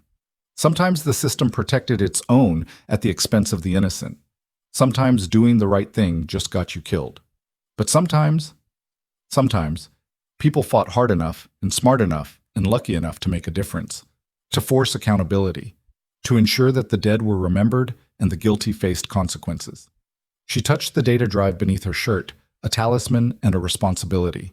Chen will get the evidence, she said again, more firmly this time. Webb will verify and release it. And when he does, we're going to make sure it reaches every journalist, every congressional committee, every person who has the power to do something about it. Aldridge won't be able to spin his way out of this. Rains looked at her, and for the first time since she'd met him, she saw something that might have been hope in his eyes. You really believe that? I have to, Sarah said simply, because the alternative is unacceptable. They waited through the rest of the morning and into the afternoon, watching as the news cycle picked up Aldridge's story and ran with it. Commentary pieces appeared, defending the difficult choices military commanders faced, questioning the motives of unnamed whistleblowers, raising concerns about operational security. The narrative was solidifying exactly as Chen had feared, public opinion crystallizing around Aldridge's version before the full truth could emerge. Sarah's phone stayed silent. No updates from Chen. No word on whether he'd successfully authenticated with Webb, secured the evidence, started the journey back. The silence was worse than bad news because it meant something had gone wrong, but she didn't know what. Archer appeared in the recovery area, looking grim. I've been monitoring communications, both official and unofficial. There's military police activity near Billings, multiple units being deployed to the Beartooth Range, officially for a training exercise, but the timing is suspicious. Aldridge is sending people after Webb, Rains said. He knows Chen is there, or he's guessing, and he's willing to risk a confrontation on U.S. soil to stop the evidence from getting out. Can we warn Chen? His communication is encrypted and routed through secure channels, but if Aldridge has the resources I think he does, he might be able to track or intercept. Archer pulled up a secure tablet. I can try to send a coded warning, but there's no guarantee it'll reach him in time. Sarah stood, sudden decision crystallizing in her mind. I need to go there. Everyone turned to look at her. That's insane, Archer said. You're a civilian. You have no tactical training for this kind of situation. You'd be walking into a potential combat zone. I'm a combat medic with 2 years of field experience in Afghanistan. I know how to operate under fire, how to provide medical support in hostile situations, and how to follow operational protocols. Sarah looked at Rains. And if Chen and Webb are injured or pinned down, they're going to need medical support that can reach them faster than military units moving through official channels. Rains was shaking his head, aching. Sarah, no. This is exactly the kind of risk I don't want you taking. You've already done enough, more than enough. You don't owe me this. I'm not doing it for you, Sarah said, surprising herself with the truth of it. I'm doing it because this matters. Because those 73 people who died deserve someone fighting for them who can't be intimidated or bought or scared off. And because if I walk away now, if I let fear stop me from doing what's right, then I'm no better than everyone else who chose silence over justice. Archer and Rains exchanged glances, some silent communication passing between them. Finally, Archer spoke. If you're going to do this against all advice and common sense, then you're going equipped. Morrison will get you tactical gear, secure communication, and a weapon. You'll coordinate with my team on the ground, follow their protocols, and if they tell you to abort, you abort. Understood? Sarah nodded, adrenaline already starting to flood her system. Rains grabbed her wrist as she turned to leave. The data drive. Leave it here. If something happens to you, if something happens to me, you make sure it gets to the right people, Sarah interrupted, but she didn't remove the chain from her neck. I'll keep it safe, that's the promise. She left before he could argue further, following Morrison to the equipment room where tactical gear waited. Body armor, secure communication equipment, a sidearm that felt heavy and familiar in her hand. As Morrison helped her check equipment and reviewed operational protocols, Sarah felt herself slipping back into the mindset she'd left behind years ago. The focus, the clarity, the acceptance that the next hours might end in violence and death. The helicopter was waiting on the pad, rotors already spinning. Sarah climbed aboard, strapping in beside two other operators who'd been tasked with providing support. As they lifted off, she looked back at the facility, at the reinforced structure that held reins and all the institutional weight of the military-industrial complex that wanted him silenced. Then they were over the mountains, racing toward Montana and whatever waited there. And Sarah sent up a wordless prayer to whatever forces governed justice in a broken world that she wasn't already too late. Because somewhere in those mountains, the evidence that could bring down a general and honor the dead was either being secured or destroyed. And the people fighting to protect it might already be dying, and Sarah was flying straight into the storm with nothing but conviction and a small data drive to prove that some truths were worth any cost to defend. The mountains rose ahead, dark with storm clouds, and the helicopter banked hard as turbulence hit, and Sarah gripped her weapon and prepared for whatever came next, knowing that the real battle was just beginning and that before it ended, someone was going to pay the ultimate price for doing what was right. The helicopter shuddered through another pocket of turbulence, the mountains below disappearing behind sheets of freezing rain that turned the windscreen into a distorted kaleidoscope. The pilot, a taciturn warrant officer named Reeves, who'd flown combat missions in 3 different theaters, kept his voice professionally calm as he updated them on conditions. Wind shear's getting worse. We've got maybe 20 minutes before I have to turn back or risk putting us into a mountainside. The LZ near Crescent Falls is compromised. Too much crosswind. I can drop you 3 clicks out, but that's the best I can do. 3 kilometers in mountain terrain during a storm. Sarah ran the calculations automatically. Rough terrain, limited visibility, carrying tactical gear. 45 minutes minimum, probably closer to an hour. She keyed her comm unit, trying to raise Chen on the encrypted channel they'd been given. Static. Then fragments of voice breaking up badly. Heavy contact. Webb's position. More static. Military units closing. Need immediate... The signal died completely. They're being jammed, one of the operators beside her said. His name tape read Foster, and he had the kind of weathered face that came from too many years doing jobs that didn't officially exist. Professional setup. This isn't just Aldridge sending some contractors. This is coordinated military action. Can we break through the jamming? Sarah asked. Foster shook his head. Not without equipment we don't have. We're going in blind, and whatever Chen's dealing with, we won't know until we're on top of it. The helicopter banked hard, descending through cloud cover that seemed solid enough to touch. When they broke through, Sarah saw the terrain, jagged peaks, dense forest, and a narrow clearing that Reeves was aiming for with the kind of precision that comes from having no margin for error. They touched down hard, the skids hitting uneven ground and bouncing once before settling. Sarah was already moving, following Foster and the other operator, Chen, no relation to the agent, out into wind that hit like a physical force. The helicopter lifted off immediately, disappearing back into the storm before the sound of its rotors had fully faded. Then it was just the 3 of them, the mountain and the mission. Foster pulled out a tablet with downloaded topographical maps. No GPS, too easy to track. Webb's cabin is 2.8 clicks northeast. The terrain gets rough about halfway there. Elevation gain of 300 meters. If military units are moving in, they'll be coming from the main access road to the west, which gives us the advantage of approach from an unexpected vector. But puts us further from extraction if things go wrong, Chen added. He was younger than Foster, mid-20s, with the kind of controlled intensity that marked fresh operators trying to prove themselves. We need to move fast and stay quiet. Standard tactical column, 5-meter separation. If we hit contact, we don't engage unless absolutely necessary. Our mission is to reach Webb and Chen, secure the evidence, and extract. Sarah checked her weapon one final time. The movement's automatic from training that was years old, but apparently still embedded in muscle memory. The sidearm felt foreign and familiar at once, a tool she'd hoped never to carry again outside of range qualifications. They moved out, Foster on point, Sarah in the middle, Chen taking rear security. The forest was dense enough to provide cover, but open enough to allow relatively quick movement. Rain turned to sleet as they climbed, the temperature dropping with each meter of elevation. Sarah's breath came in visible clouds, her hands already going numb despite the tactical gloves. The first 15 minutes passed in tense silence, nothing but the crunch of their boots on frozen ground and the constant whisper of wind through pine trees. Then Foster raised a fist, the universal signal for halt.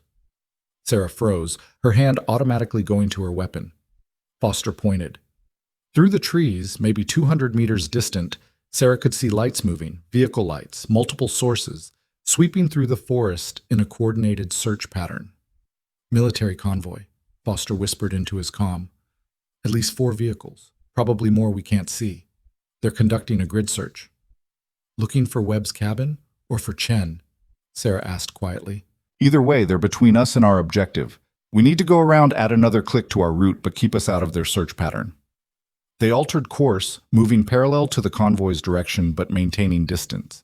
The detour took them through rougher terrain, scrambling over fallen logs, and navigating around rock formations that forced them into exposed positions where the wind hit with renewed fury. Sarah's medical training kept asserting itself, analyzing their physical condition. Elevated heart rates from exertion and stress.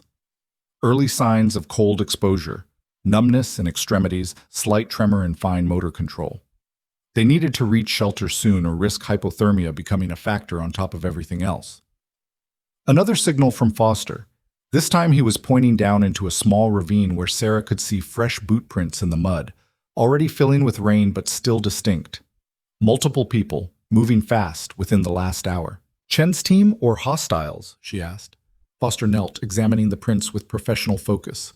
Military boots, standard issue, but the spacing and patterns suggest tactical movement, not a casual patrol. Could be Chen and whoever he brought with him, could be the units hunting them. No way to tell. They followed the tracks because there was no better option, moving with increased caution now that they knew other people were close. The ravine led them to a frozen stream, and across it, maybe 300 meters up the slope, Sarah could see a structure.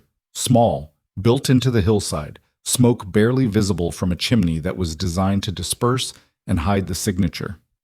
Webb's cabin. Had to be. But between them and the cabin, the boot prints diverged.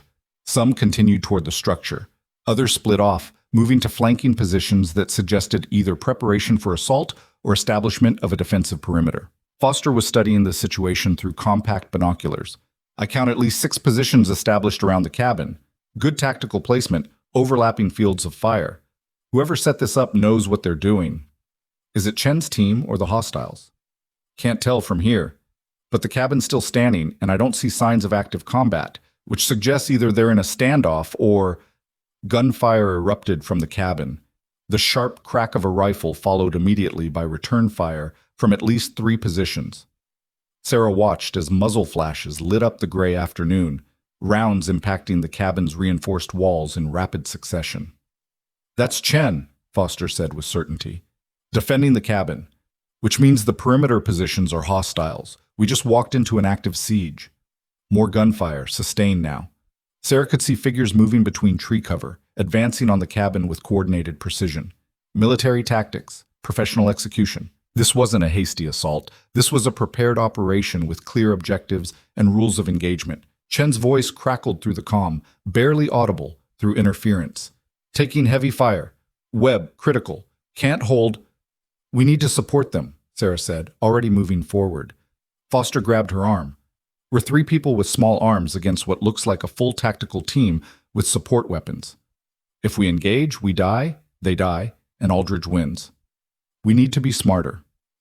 Then what do you suggest? Sarah demanded. Because Chen's pinned down, Webb's critical, and every second we waste is another second they're under fire. Foster was scanning the terrain, his tactical mind working through options. The assault team is focused on the cabin, which means their rear is vulnerable. If we can hit their command position, disrupt their coordination, it might give Chen enough breathing room to break contact and extract. You're talking about attacking a military unit, Sarah said. I'm talking about creating an opportunity, Foster corrected. 3 minutes of chaos, that's all we need. You provide covering fire from that ridge. He pointed to an outcropping that would give her elevation and sightlines. while Chen and I flank their command position. When they shift to address the new threat, Chen and Webb make a run for the extraction point. What extraction point? The helicopter can't land in this weather. There's an old logging road 2 clicks south. If we can get them there, we call for ground transport. It's not perfect, but it's what we have. Sarah wanted to argue, wanted to find a better plan, but gunfire from the cabin was intensifying, and she could hear the distinctive sound of grenades being deployed. They were running out of time. She moved to the ridge position, setting up behind a fallen log that provided cover and a stable shooting platform. Foster and Chen disappeared into the forest, moving with the kind of silence that came from extensive training. Sarah watched the assault team through her sights, counting personnel, identifying the command position by the cluster of personnel with communication equipment. Her finger rested on the trigger guard. Not on the trigger, not yet. She'd fired weapons in training, had qualified expert with her sidearm during her military service. But she'd never shot at another human being. Combat medics weren't supposed to, weren't trained for offensive action except in self-defense. But this was self-defense. Defense of Chen, of Webb, of the evidence that could bring justice for 73 dead civilians. Defense of a truth that people with power wanted buried. She thought about Rains in his hospital bed, about the data drive cold against her chest, about all the people who'd already died because Aldridge was willing to kill to protect himself. Then she saw Foster and Chen in position, saw Foster's hand signal, and she stopped thinking. She fired. The first round took the communication specialist in the shoulder, spinning him around and sending his equipment crashing to the ground.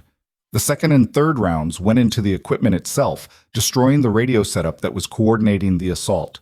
Then she shifted targets, firing at the personnel clustered around the command position, forcing them to scatter and seek cover. The assault on the cabin faltered immediately as the tactical team tried to address the new threat from an unexpected direction. Sarah kept firing, controlled pairs, making each shot count. Below her, she saw Foster and Chen moving fast, throwing smoke grenades that added to the confusion. Return fire started coming her way, rounds impacting the log in front of her and showering her with splinters. Sarah shifted position, moved 10 meters to a different vantage point, resumed firing. Basic infantry tactics, shoot and move. Never stay in one place long enough for the enemy to fix your position. Through the chaos, she saw movement at the cabin.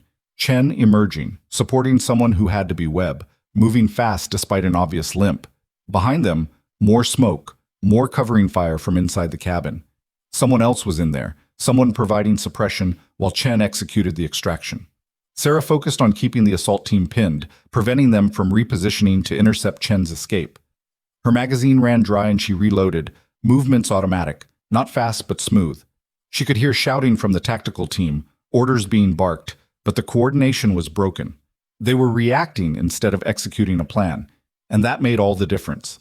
Foster and Chen were laying down covering fire now, a three-way crossfire that forced the assault team completely into defensive positions. Sarah saw Chen and Webb reach the tree line, disappear into cover. Then Foster was signaling, time to move, collapse back to the rally point. Sarah fired her last 3 rounds and ran, keeping low, using terrain for cover. Behind her, the tactical team was reorganizing, starting to pursue, but they'd lost precious seconds, and the forest was thick enough to break visual contact. She reached the rally point, a dense stand of pines, and found Foster already there, breathing hard but controlled. Chen arrived 30 seconds later, and then Agent Chen appeared with Webb, both men looking like they'd been through hell. Webb was worse than Sarah had expected. Pale, sweating despite the cold, his left leg crudely bandaged and blood seeping through. Shrapnel wounds, from the look of it, recent and serious. He was also missing his left leg below the knee, the prosthetic visible where his pants had torn, but that was an old injury, compensated for. The new wounds were what concerned her. "Medic," Webb said, his voice tight with pain but steady. "Army?" "Was," Sarah confirmed, already pulling out her medical kit. "Sarah Brennan, Combat Medic, Task Force Dagger, Afghanistan." Something shifted in Webb's expression. "You're the one Rains talked about, the nurse who recognized his call sign." "I am. And you're the one with all the evidence, so let's keep you alive long enough to use it." She worked fast, assessing wounds, establishing priorities. The leg wounds were bad, but not immediately life-threatening if she could control the bleeding. She applied pressure bandages, administered hemostatic agents, checked for signs of shock. Webb endured it with the kind of stoic silence that marked someone used to being injured. Agent Chen was on his radio, trying to coordinate extraction through the jamming. Ground transport is 30 minutes out, maybe more with the road conditions. But we've got multiple military units converging on this area. We need to move now or we're going to be surrounded. He can't run, Sarah said, indicating Webb. Not with these injuries. He needs a litter or we're carrying him. We don't have a litter. Then we improvise. Foster and the younger Chen were already cutting branches, stripping off their tactical jackets to create a makeshift stretcher. It wasn't ideal, but it would distribute Webb's weight between two carriers and allow them to move faster than trying to support him between them. The evidence, Agent Chen said urgently. Do you have it? Physical copies, digital, something we can authenticate and release? Webb reached into his jacket with his good hand, pulled out a waterproof case. Everything. Helmet cam footage, command recordings, GPS logs, witness statements, documentation of the cover-up. All verified, all authenticated, all ready for congressional testimony. He handed it to Chen. But there's something else you need to know. I wasn't the only one they tried to reach. 2 days ago, a man showed up claiming to be from the Inspector General's office. Had credentials, knew protocols, seemed legitimate, but something felt wrong. What did you do? Shot him in the leg and held him for questioning. Turns out he was private military, working for a shell company that traces back to Aldridge's network. Before he bled out, he told me there are 6 teams deployed across the western states, hunting for anyone connected to Dark Compass. 6 teams, Sarah. They're not just trying to kill Rains and me, they're trying to eliminate everyone who might know anything. Sarah felt cold that had nothing to do with the weather. How many people are we talking about? Dozen, maybe more. Other team members who survived, intelligence analysts who processed the operation, even the crew chiefs who flew transport, anyone who might be able to corroborate the evidence. Webb's expression was grim.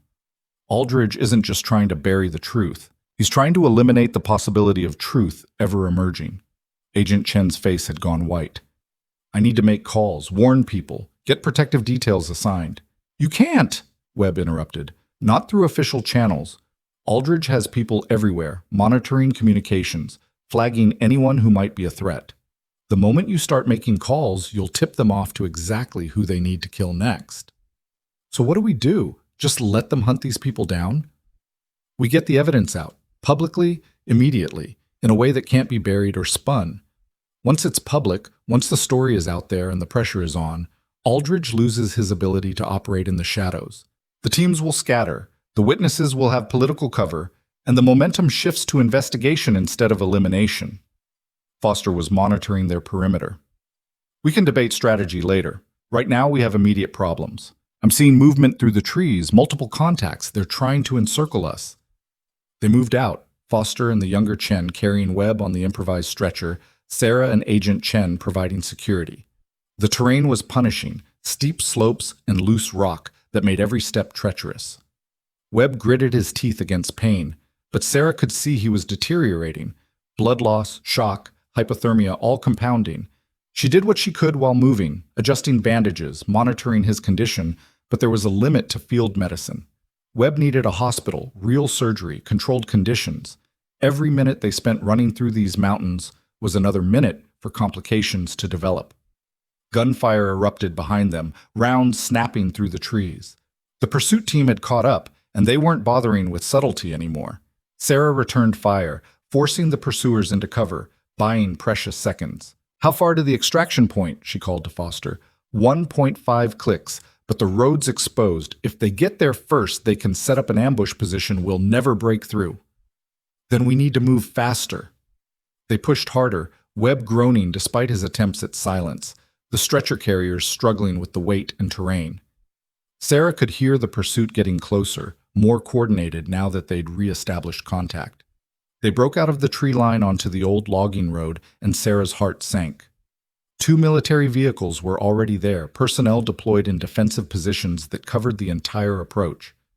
They'd anticipated the extraction point, probably monitored Agent Chen's communications despite the encryption, and now they had the high ground and superior firepower. Contact front, Foster said unnecessarily. We're not fighting through that. Agent Chen was on his radio. Transport, what's your ETA? 10 minutes out, but we're seeing military checkpoints being established on the main routes. They're locking down the entire area. Aldridge declared this a federal emergency zone, Webb said. his voice weak but clear. Classified operation, domestic security threat. He can mobilize units, restrict access, control the narrative. He's done it before. Sarah looked at the roadblock, at the personnel who were now advancing toward them, at Webb bleeding on the stretcher and the evidence case that Agent Chen clutched like a lifeline. They'd come so far, sacrificed so much, and now they were trapped between an advancing pursuit team and a fixed defensive position with nowhere to run. Then she remembered the data drive against her chest, the backup, the failsafe that Rains had entrusted to her. "I can create a diversion," she said quietly. Everyone turned to look at her. If they think the evidence is going in a different direction, if they have to divide their forces to pursue multiple targets, it might give you enough time to break through to the extraction point. "That's suicide," Agent Chen said flatly. "You're one person with a sidearm against a trained military unit. You'd last maybe 2 minutes. 2 minutes might be enough. And I'm not proposing a firefight. I'm proposing a deception. I take the case," she held out her hand toward Chen, "and I run east, toward the secondary trail Webb mentioned earlier. They see someone running with the evidence, they pursue, and while they're chasing me, you get Webb to the transport and get the actual evidence to safety." "Except the evidence is in this case," Chen protested. "If they catch you, they get everything." Sarah pulled the data drive from beneath her shirt. "Rains gave me this. Basic documentation, enough to start an investigation if everything else fails. We transfer the critical files to this drive, I take the case with decoy data, and I run. Even if they catch me, they don't get what matters most." Webb was studying her with an intensity that cut through his pain. "You understand what you're proposing. If they catch you, they won't just take the case and let you go. You'll be a witness, someone who can testify about all of this. They'll kill you." "I know." "Then why?" Sarah thought about the question, thought about Rains in his hospital bed, fighting to stay alive long enough to tell the truth, about 73 civilians whose names Webb had documented, whose deaths deserved more than bureaucratic euphemisms, about all the people across multiple operations who died because someone in power decided their lives were expendable. "Because someone has to," she said simply. "Someone has to be willing to risk everything for this to work. And right now, that someone is me." Foster was shaking his head. "There has to be another way. We don't abandon people. That's not how this works. I'm not asking to be abandoned. I'm asking for a chance to make this count, to ensure that even if I don't make it, the truth does." Sarah looked at Agent Chen. "You said it yourself. Aldridge is hunting everyone connected to this. How many of those people are going to die in the next few days if we don't get this evidence public? How many more cover-ups? How many more buried truths? How many more families that never get answers?" Chen stared at her for a long moment. Then slowly, he started transferring files from the case to her data drive. Critical footage, key documents, the smoking gun evidence that proved Aldridge's knowledge and complicity. It took 3 minutes that felt like hours, with the pursuit team closing from behind and the roadblock personnel advancing from ahead. "Done," Chen said finally. He pulled the data drive free, handed it back to Sarah. "That's the core evidence. Without it, what's in the case is suggestive, but not conclusive. With it, Aldridge is finished." Sarah tucked the drive back beneath her shirt, took the case, checked her weapon one last time. Her hands were steady. That surprised her. She'd expected fear, hesitation, but instead she felt a strange calm. Purpose, maybe. Or acceptance. "Give me 30 seconds to get clear, then make your move," she said. "And when you get back, when you release this evidence, make sure people know, make sure the families know, make sure this wasn't all for nothing." "Sarah," Agent Chen started. She didn't let him finish. She ran. East toward the secondary trail, making no effort at stealth. She wanted to be seen, wanted to draw attention. Behind her she heard shouting, the sound of personnel redirecting to pursue. It was working.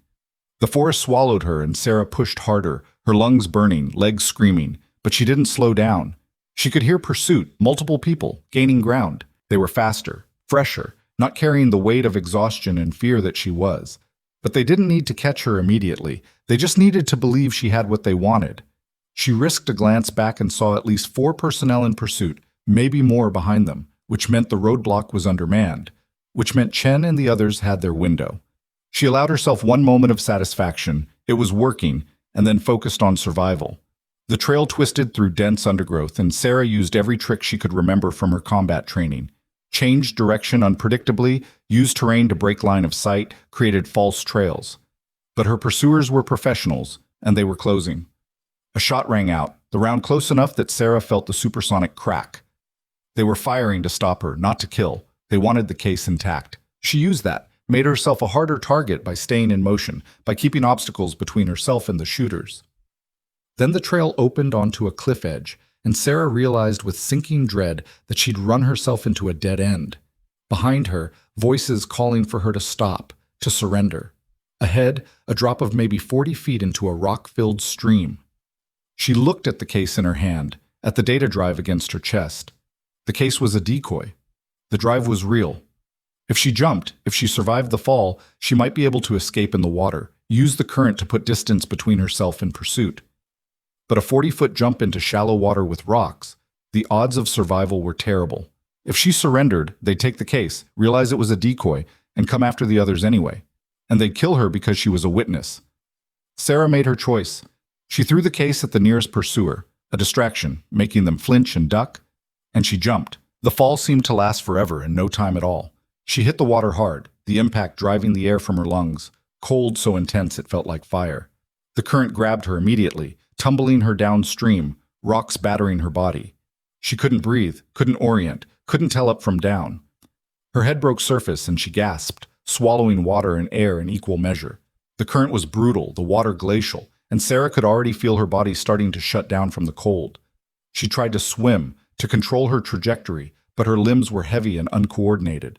Behind her, shouts from the cliff edge. Someone was rappelling down, coming after her, but the current was faster. It swept her around a bend, through rapids that slammed her into rocks, each impact a sharp explosion of pain. Her vision was starting to gray at the edges. Hypothermia, shock, possible internal injuries from the impacts. Sarah's medical training cataloged the symptoms even as she experienced them, a detached part of her mind noting that she had maybe 10 minutes before system failure if she didn't get out of the water and get warm. She saw a fallen tree ahead, branches extending into the water. Sarah grabbed for it with the last of her strength, managed to catch hold, pulled herself partially out of the current. Her hands were so numb she could barely feel the wood, but she held on, inch by agonizing inch, dragging herself onto the bank. She collapsed in the mud, shaking so violently her teeth rattled, unable to do anything except breathe and try not to lose consciousness. The data drive was still there. She could feel it against her chest, a small weight that represented everything she'd just sacrificed herself for. Voices in the distance. Pursuit was still coming, slower now, but inevitable. Sarah tried to move, to crawl further into cover, but her body wouldn't respond. The cold had won, shutting down everything except the most essential functions. She thought about Rains, hoped he'd survived to testify. About Agent Chen and the others, hoped they'd made it to extraction. About the families of those 73 civilians, hoped they'd finally get answers and justice. Then she thought about nothing at all, as darkness pulled her down and the voices got closer and someone was grabbing her shoulder, rolling her over, and Sarah couldn't even open her eyes to see who'd found her or whether she'd just sacrificed everything for nothing. But her hand, moving on its own, found the data drive and pulled, breaking the chain, and her fingers closed around it with the last of her strength, hiding it in her palm, refusing to let go even as consciousness faded completely, and the cold claimed her, and somewhere in the distance someone was calling for a medic, but the voice was fading, gone. The data drive remained in her clenched fist, invisible to whoever had found her, a small piece of truth that had survived against impossible odds, waiting for whatever came next.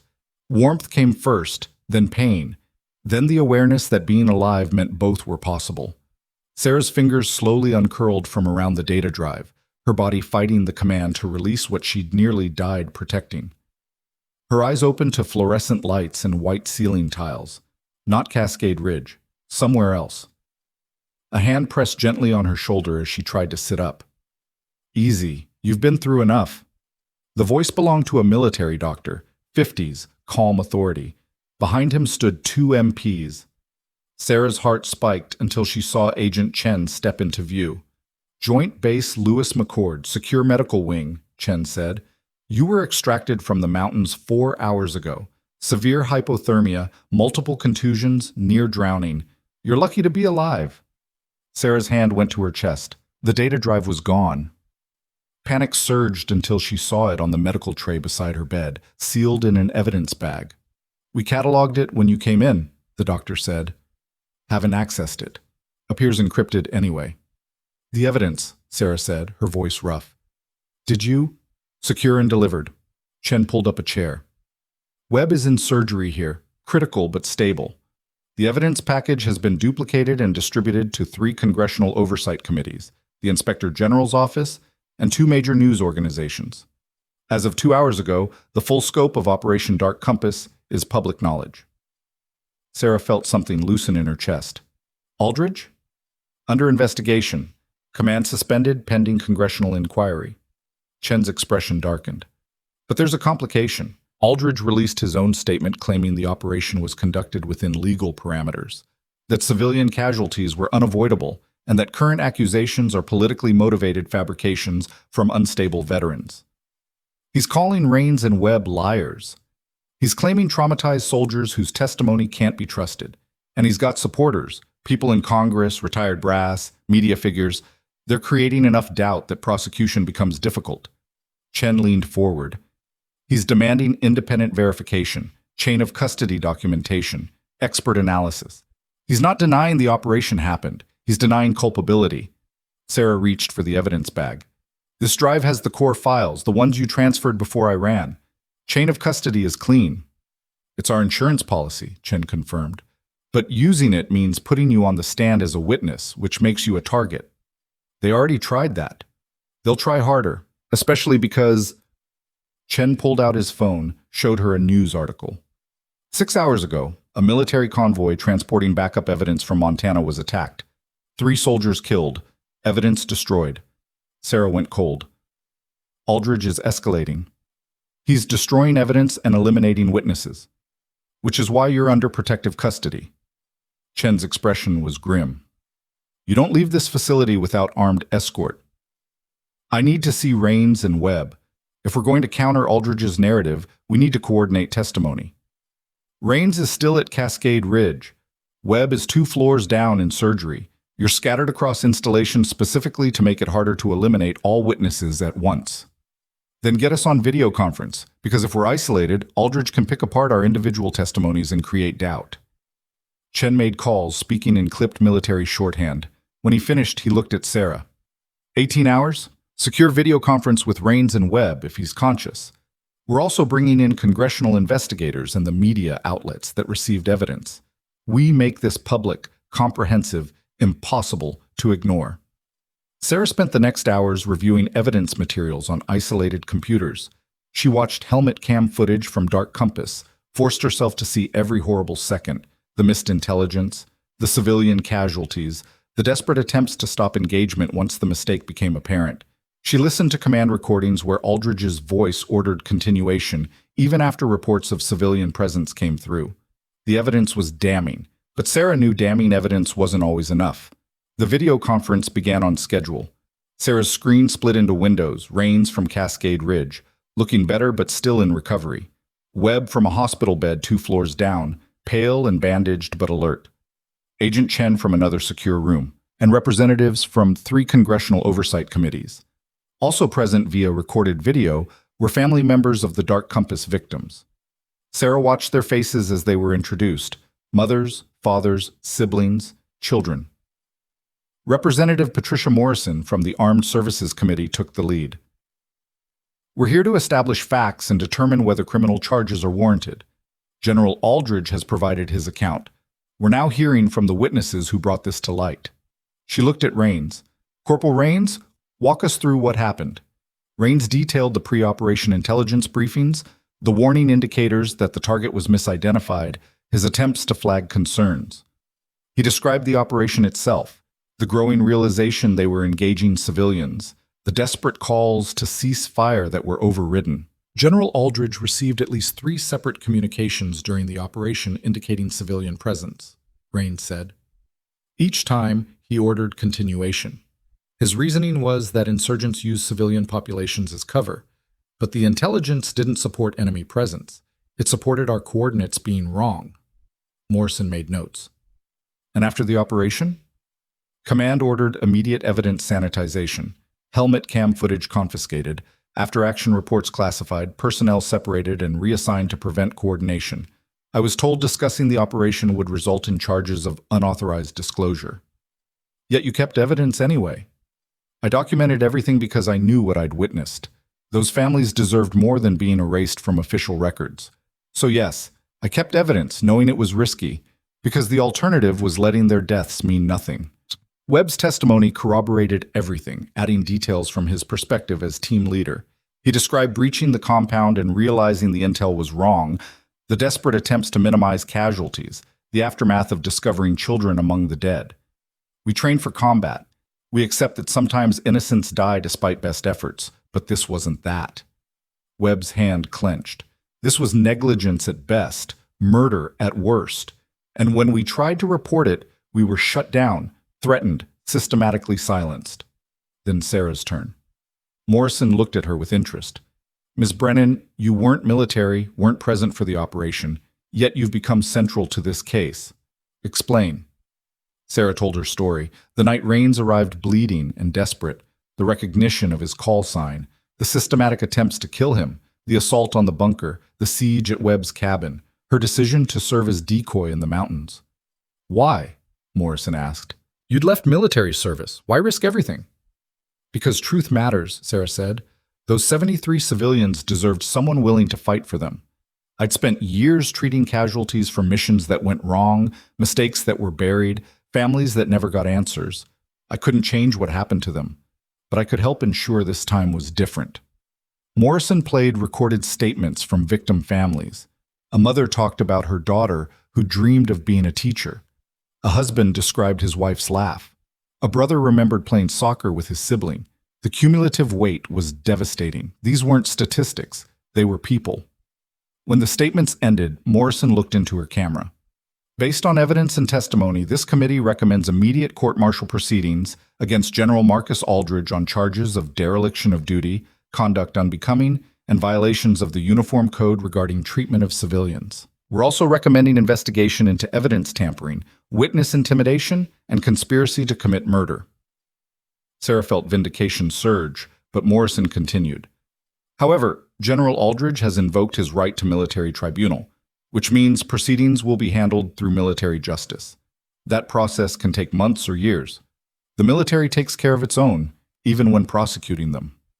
After the conference ended, Chen entered carrying a tablet. You should see this. Multiple news feeds covered Dark Compass, but the tone split. Some treated it seriously. Others defended Aldridge, questioning witness credibility, emphasizing combat difficulty, suggesting political theater. He's winning the PR battle, Sarah said. He's holding his own. But there's something else. Chen pulled up a different feed, a press conference just starting. The speaker was a woman in her 60s, dignified bearing. The Chiron identified her as Dr. Helena Morse, former State Department intelligence analyst. I'm speaking because I can no longer remain silent about Operation Dark Compass and similar missions conducted between 2018 and 2024, Dr. Morse said. I served as senior intelligence analyst for Middle East operations, and I was directly involved in providing targeting intelligence for multiple operations under General Aldridge's command. Sarah leaned forward. The intelligence used to justify Dark Compass was not flawed by accident, Morse continued. It was deliberately manipulated.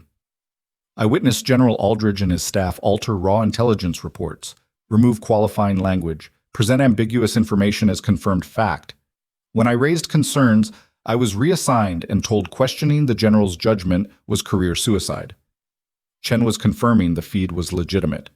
This is huge. Deliberate intelligence manipulation rather than mistakes. That's premeditation. That changes negligence to intentional criminal conduct.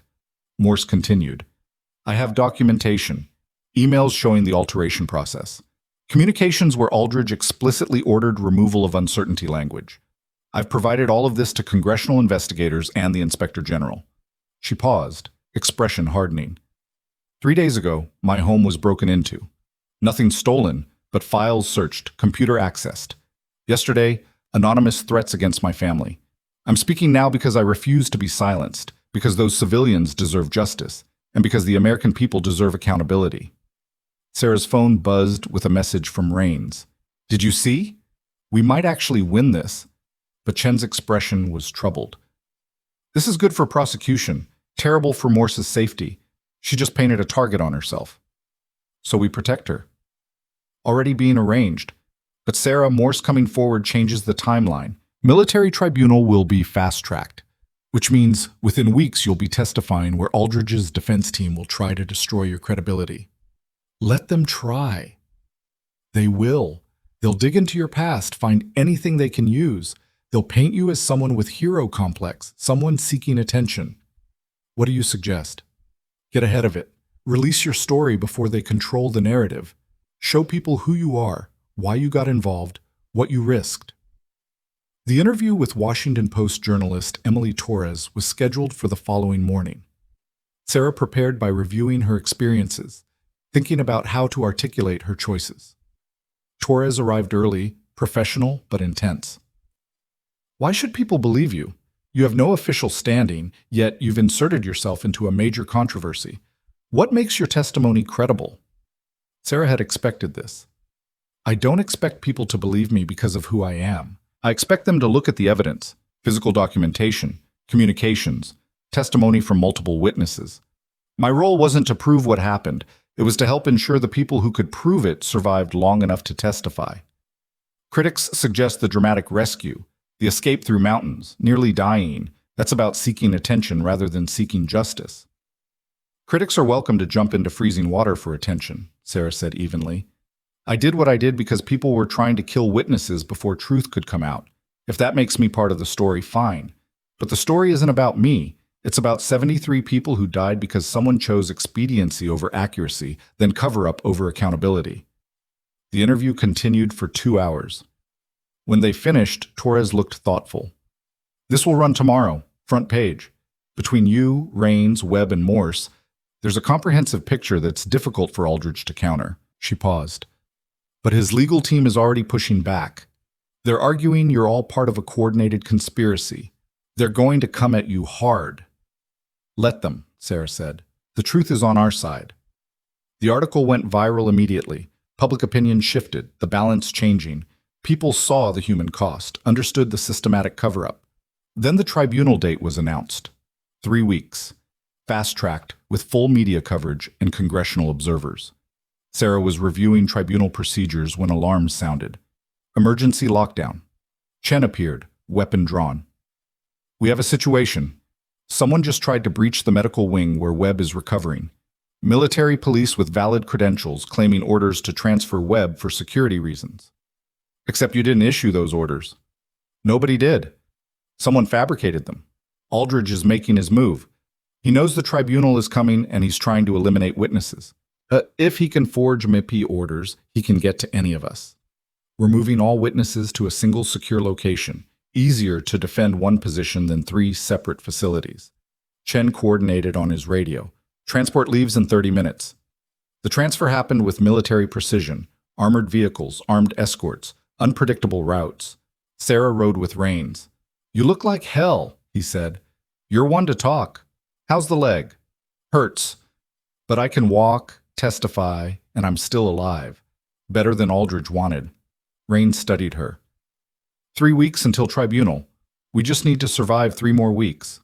The secure location was a decommissioned missile silo in eastern Washington, converted into high-security facility. Underground, reinforced, claustrophobic, but safe. Webb was already there. When he saw Sarah and Rains, relief crossed his face. The band's back together. Now we just need to stay alive. Dr. Morse arrived last, shaken but resolute. My assessment is that Aldridge has approximately 72 hours to make a final attempt. After that, tribunal procedures begin, media coverage intensifies, and action against us becomes too politically costly. So the next 3 days are the danger window, Chen said. The next 3 days are when he'll try everything he has left. Late that night, Sarah's tablet buzzed with an alert. Witnesses required to check in every 2 hours during high-threat periods. Sarah confirmed. Rains confirmed. Webb confirmed. Dr. Morse's confirmation didn't come. Sarah alerted security immediately. Guards checked Morse's quarters. Empty. No signs of struggle, just absence. Alarm sounded. Lockdown engaged. Chen was already pulling security footage. Sarah stood behind him, watching as he scrubbed through recordings. There, Rains pointed. On screen, Morse walked calmly down a corridor at 2:17 a.m., accompanied by a guard Sarah didn't recognize. They moved toward a service elevator. Chen zoomed in, ran the guard's face through database. Captain James Walsh, assigned here 6 days ago. Credentials clean, background clear. Check deeper, Sarah said. Aldridge has had months to plant people. Chen cross-referenced Walsh's service history with Aldridge's command postings.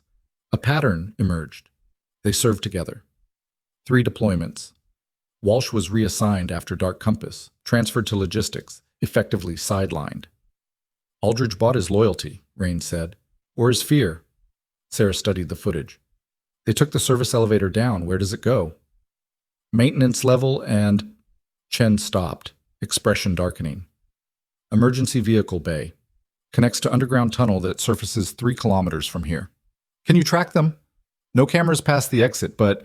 Chen checked the vehicle log. An unmarked SUV checked out at 2:23 a.m. by Walsh. Authorization valid. No flags. Where would Aldridge take her? Sarah asked. He doesn't need long, Webb said from his monitor. Just 48 hours. If Morse doesn't testify at preliminary hearing, it weakens prosecution enough that Aldridge can argue for delay. We need to think like him, Sarah said. Where would he take her that's secure, controllable, gives him leverage? Rains paced despite his injured leg. Not private residence. Too easy to trace. Not hotel. Too many witnesses. Somewhere isolated with infrastructure. Somewhere he has legitimate access. A military facility, Webb said. Decommissioned bases across the region. Aldridge would have access codes, layout knowledge. Chen pulled up a map showing 7 decommissioned installations within 4 hours' drive. We'd need search warrants, coordination, resources we don't have time for. Then we narrow it down, Sarah said. Which would Aldridge choose? Rains studied the map. He needs communications to monitor the investigation, secure perimeter, and proximity to exit strategy, airport, border, somewhere to run if everything collapses. 3 locations met criteria. Chen highlighted them. The training facility, Webb said with certainty. Closest, least transport time, and Aldridge ran exercises there in 2021. He knows the layout, probably still has access codes. Chen organized response, but Sarah saw the timeline problem. 90 minutes to get tactical units positioned, longer to plan a raid. I'm going, Sarah said. Everyone turned. That's insane, Chen said. You're not trained for this. I'm a combat medic with 2 years under fire. I know how to move quietly, assess situations. And I'm the one person Aldridge might not immediately shoot because killing me before tribunal creates more problems. Or he kills you and claims rescue gone wrong, Rains countered. Then come with me. Sarah looked at Rains. You know tactics, and you've got more reason than anyone to stop Aldridge personally. Rains and Chen exchanged glances. Finally, Chen nodded reluctantly. You'll have support. Tactical team stages outside, waits for your signal. Get visual confirmation Morse is there. Assess the situation. But if compromised, abort immediately. The drive took 40 minutes through pre-dawn darkness. The facility appeared, low buildings, chain-link fence, officially closed but showing recent activity. Lights in one building, fresh vehicle tracks, thermal imaging showing 4 heat signatures. Sarah and Rains approached from the east, using darkness and broken terrain. The fence had gaps. They slipped through, moved toward the lit building. Sarah's heart hammered. She'd done insertions in Afghanistan, but this felt different, more personal. They reached the exterior and Rains checked a window, then gestured for Sarah. Inside she saw a large room, Morse seated, hands bound, appearing unharmed. 2 guards flanked her, Walsh and another. Pacing in front of Morse was General Marcus Aldridge. Sarah couldn't hear what was said, but body language was clear. Aldridge animated, intense, trying to convince. Morse defiant, despite her situation. Rains tapped her shoulder. Different position, better angle. Now Sarah saw a 4th person, civilian, well-dressed, holding documents. A lawyer. Rains photographed through the window, sent to Chen. Response. Confirmed Morse. Hold position, tactical moving up. But Sarah saw Aldridge pull out a weapon, gesturing for emphasis. The lawyer held out documents, wanting Morse to sign something. A confession? Recantation? Sarah made a reckless choice. She found a service door left ajar and slipped inside. Rains followed, weapon drawn. They navigated dark corridors, following voices. Sarah's training cataloged threats: 2 armed guards, 1 armed general, 1 unarmed civilian, 4 against 2. Voices grew louder. Sarah heard Aldridge now. Understand, this is bigger than you. The precedent affects every military operation, every commander making hard decisions. If you testify, you're not just destroying my career, you're undermining national security. You murdered 73 civilians and tried to bury it. Morse's voice was steady. That's not imperfect information. That's criminal negligence at minimum, war crimes at worst. Sarah reached the doorway. Rains beside her. Full scene visible. Morse bound. Guards flanking with weapons. Aldridge pacing. Lawyer with documents. And in the corner, a laptop with live video feed. Someone watching remotely. Sarah made eye contact with Rains, gestured toward guards. Counted down. 3, 2, 1. They moved. Sarah hit Walsh fast, struck his weapon hand, forced the gun down, used his momentum to throw him off balance. Weapon clattered away. Rains took the other guard efficiently. The man went down hard. Aldridge spun, weapon coming up, but froze seeing who'd entered. Nurse Brennan, Corporal Rains. Unexpected. Step away from Dr. Morse, Sarah said, weapon trained on Aldridge. It's over. Tactical teams are surrounding this facility. I think you'll find I have more options than you realize. Aldridge's weapon pointed at the ground, finger on trigger guard. You've been resourceful, but resourcefulness only takes you so far against institutional power. Your institutional power was stripped when they relieved you, Rains said. You're just a criminal now. I'm a general who made difficult decisions, being persecuted by people who don't understand modern warfare. Those civilians, their deaths were tragic but unavoidable given intelligence and operational constraints. You altered the intelligence, Sarah said. You knew targeting was flawed and ordered the operation anyway. I made a tactical judgment that potential threat outweighed uncertainty. Commanders make those judgments every day. Aldridge stepped forward. Put down weapons. Discuss this rationally. There's still time to prevent a spectacle that damages everyone. Don't move, Rains said sharply. I will shoot if necessary. You won't, because you're not a murderer, Corporal. You're a soldier who followed orders and regrets the outcome. But killing me proves my point about unstable veterans. Sarah saw the strategy, provoke action that would undermine credibility or buy time for reinforcements. Dr. Morse, are you injured? Bruised ego, but physically fine, Morse replied. Though I'd appreciate someone untying these restraints. Sarah moved toward Morse, keeping weapon and attention on Aldridge, but he made no move to stop her. The building's power cut out. Darkness. Sarah heard movement. A grunt from Rains, someone running. She dropped low. In darkness. Elevation is death. Emergency lighting kicked in after 5 seconds. Aldridge was gone. Lawyer was gone. Walsh had recovered his weapon and was moving toward exit. Rains was on the ground, blood from his arm. I'm fine, Rains said. Get Morse, I'll cover. Sarah cut Morse's restraints, helped her up. Can you move? I can run if necessary. Sarah keyed radio. Chen, Aldridge is mobile, heading west exit. Walsh is armed. We have Morse, she's safe. Chen's response crackled. Tactical breaching now. Hold. Gunfire erupted outside.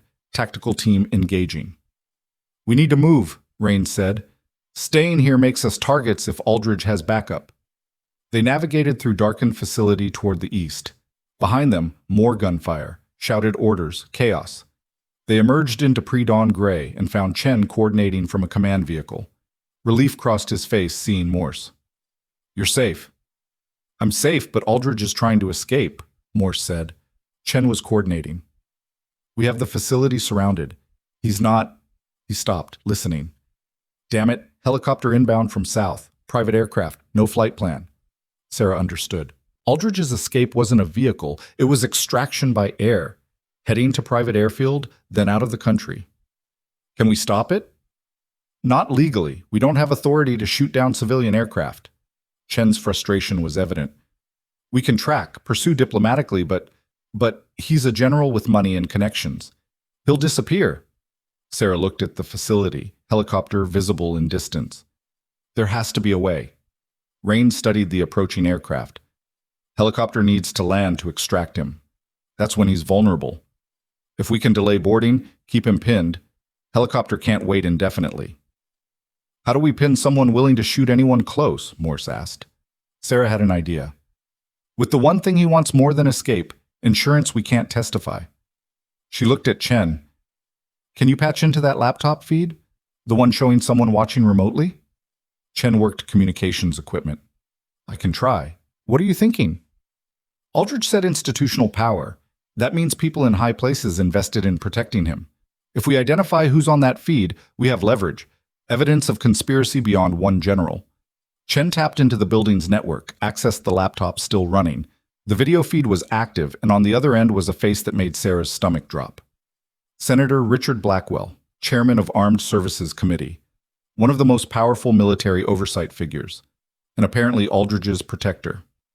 Can you record this? Already doing it. Chen captured everything: video feed, metadata, IP addresses, proving Blackwell's involvement. Helicopter was landing, touching down near the facility's west side. Sarah saw Aldridge emerging, moving toward aircraft with Walsh and the lawyer. Sarah grabbed Chen's radio, switched to frequency Aldridge would monitor. General Aldridge, this is Sarah Brennan. You need to hear this before you board. Static, then Aldridge's voice, tight with anger. I have nothing to say to you. We have the video feed, showing Senator Blackwell coordinating with you, helping plan the cover-up. That's conspiracy. When we release this, Blackwell goes down too. Is he prepared to sacrifice his career for your escape? Silence. Sarah saw Aldridge stop between building and helicopter. Then a new voice. Blackwell himself. This is Senator Blackwell. I don't know what you think you have, but allegations of impropriety are unfounded. My involvement was purely oversight capacity. Then you won't mind if we release recordings of you discussing how to suppress evidence, delay tribunal, discredit witnesses. Sarah was bluffing partly, but Blackwell didn't know what they had. You're already complicit. Question is whether you go down defending a war criminal or cooperate with investigators. More silence. Sarah watched Aldridge's posture change, confidence wavering. Blackwell's voice came back, colder. General Aldridge, I'm afraid I can no longer provide counsel. My office will cooperate fully with investigations. I suggest you do the same. Translation, you're on your own. Aldridge stood frozen, helicopter rotors creating wind. Sarah saw the fight go out of him the moment he realized running would just prolong the inevitable.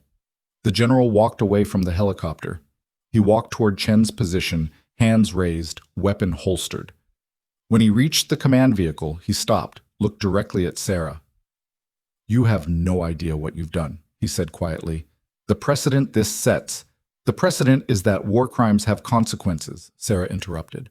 Those 73 civilians deserve better than being buried in classified files. Aldridge's expression was unreadable. You think this is justice, but all you've done is ensure future commanders will hesitate, second-guess, fail to act decisively because they fear prosecution. Or, Rains said, standing beside Sarah, future commanders will ensure intelligence is accurate before ordering strikes. They'll prioritize civilian safety. They'll follow laws of war, and that will save lives. Chen's team moved in, placing Aldridge under arrest. The general submitted without resistance, decades of discipline asserting itself even in defeat. As they led him away, Sarah felt complex emotions, satisfaction that justice was being served, exhaustion from everything it had taken, and sadness that it had been necessary at all. The military tribunal began 3 days later in a courtroom packed with media, congressional observers, and family members of Dark Compass victims. Sarah testified for 6 hours, walking through everything from Rains arriving at Mercy Point to the final confrontation. Her testimony was corroborated by evidence, witness statements, irrefutable documentation. Rains testified next, his account devastating in detail. He described realizing the target was wrong, desperate attempts to cease fire, aftermath of discovering children among casualties. He presented helmet cam footage. The courtroom watched in horrified silence. Webb testified remotely, adding crucial context about operational decisions made in real time versus command decisions from distant headquarters. Dr. Morse's testimony exposed systematic intelligence manipulation, the pattern across multiple operations, institutional pressure to suppress dissent. The tribunal lasted 3 weeks. The verdict came on a gray afternoon when rain hammered windows. Sarah sat between Rains and Webb, both tense despite confidence in outcome. The military judge read the verdict with professional solemnity. Guilty on all counts: dereliction of duty, conduct unbecoming, violations of laws of war, conspiracy to cover up war crimes, multiple counts related to silencing witnesses. Sentence was severe: dishonorable discharge, forfeiture of all rank and benefits, 25 years in military prison. Sarah watched Aldridge receive verdict with controlled expression. But when guards moved to take him into custody, when reality became undeniable, something cracked in his composure. He looked across at family members of his victims, and for just a moment, Sarah thought she saw recognition of what he'd actually done. Then he was gone, led away to begin a sentence that would ensure his remaining years in confinement rather than the comfortable retirement he'd planned. Outside the courthouse, reporters swarmed. Sarah found herself at a microphone cluster, cameras focused, questions coming. This was never about bringing down a general, Sarah said when asked how it felt. It was about honoring 73 people who died and ensuring their families got answers. Justice has been served in that their deaths are now officially acknowledged, their stories on record, and people responsible face consequences. 2 weeks after verdict, Agent Chen visited Sarah's apartment carrying coffee and a folder. Senator Blackwell resigned this morning. Ethics investigation found sufficient misconduct evidence. Rather than face censure, he stepped down. Chen handed her coffee. His career is over, along with 3 staffers complicit in cover-up. Good, Sarah said. There's something else. The family's established a foundation dedicated to accountability in military operations, supporting whistleblowers, ensuring civilian casualties are documented and investigated. Chen pulled documents from the folder. They want you on the board of directors, along with Rains and Webb.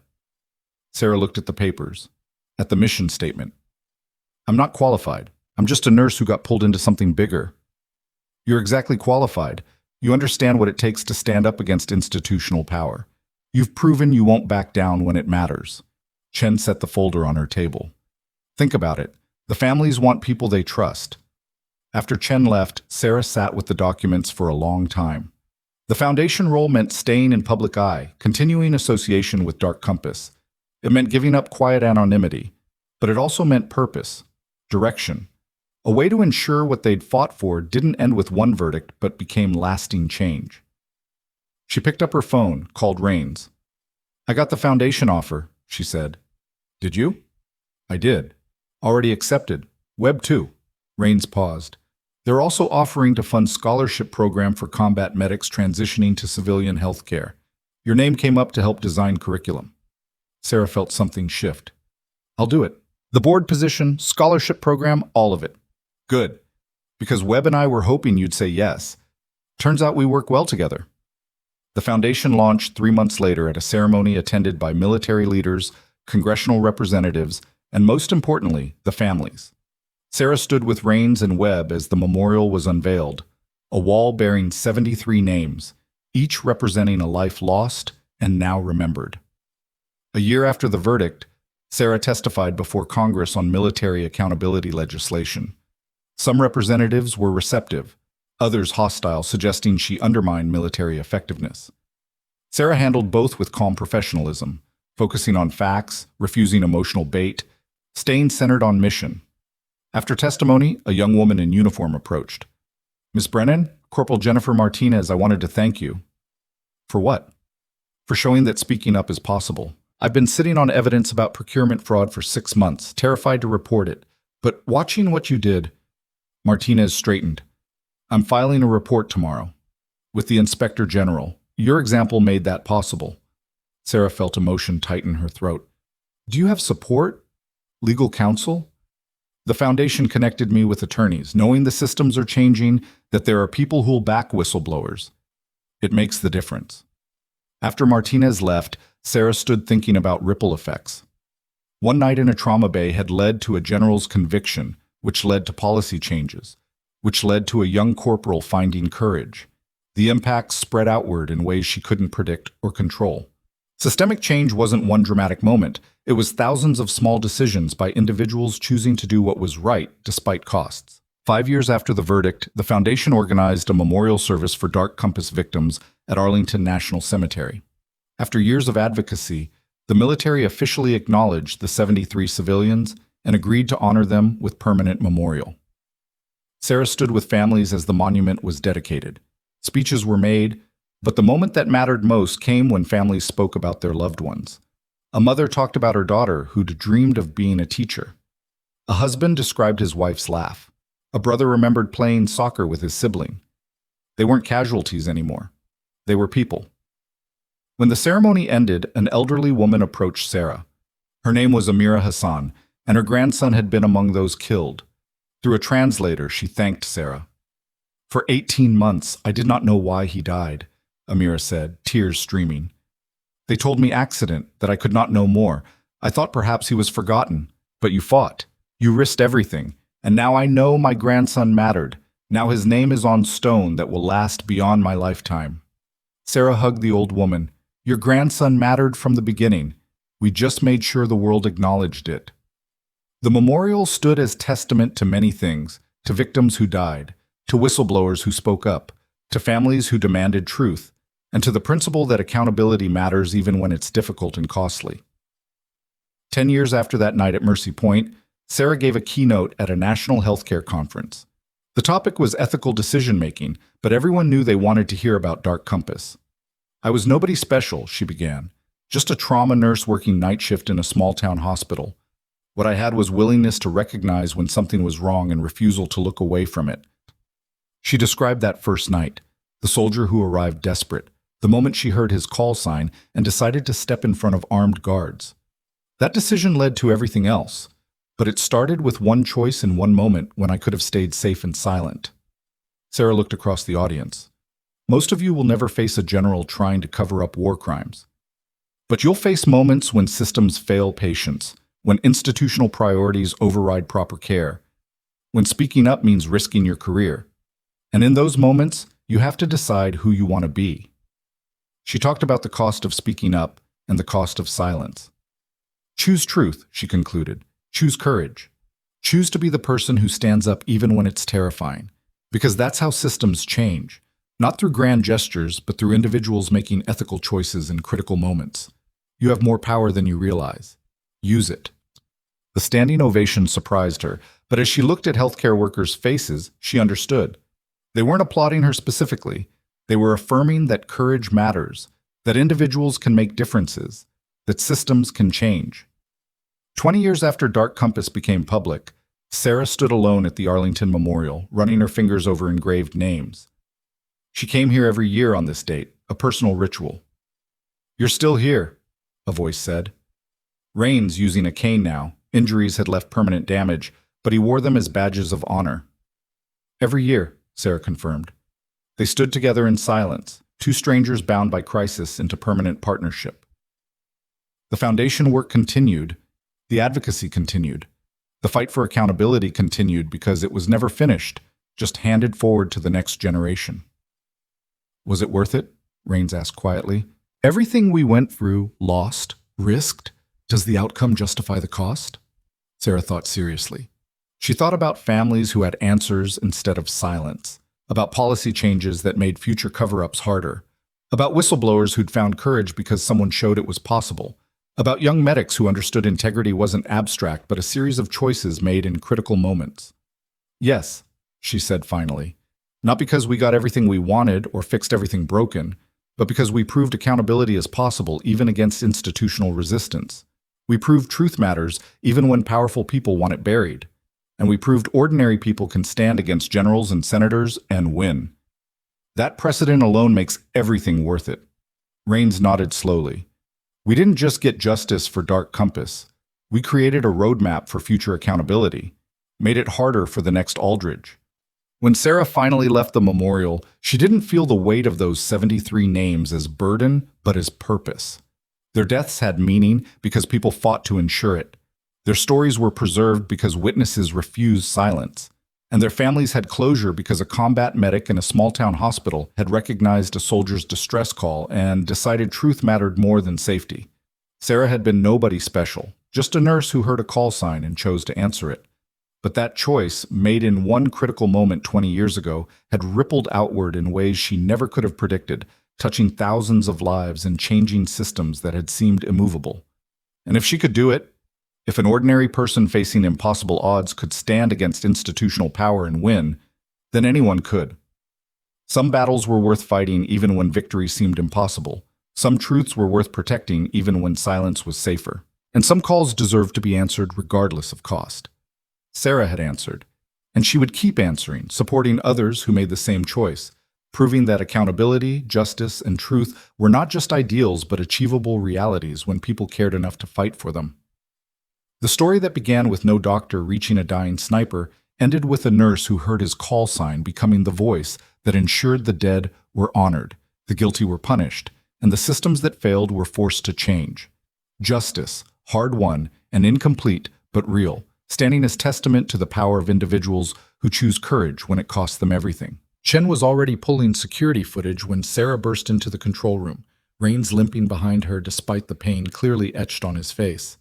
The screens flickered with time-stamped images, corridors empty, then Morse walking calmly beside a uniformed guard at 2:17 a.m. No visible coercion, just two people moving with purpose toward the service elevator. "Freeze that frame," Sarah said, pointing at the guard's face. Chen zoomed in, ran facial recognition.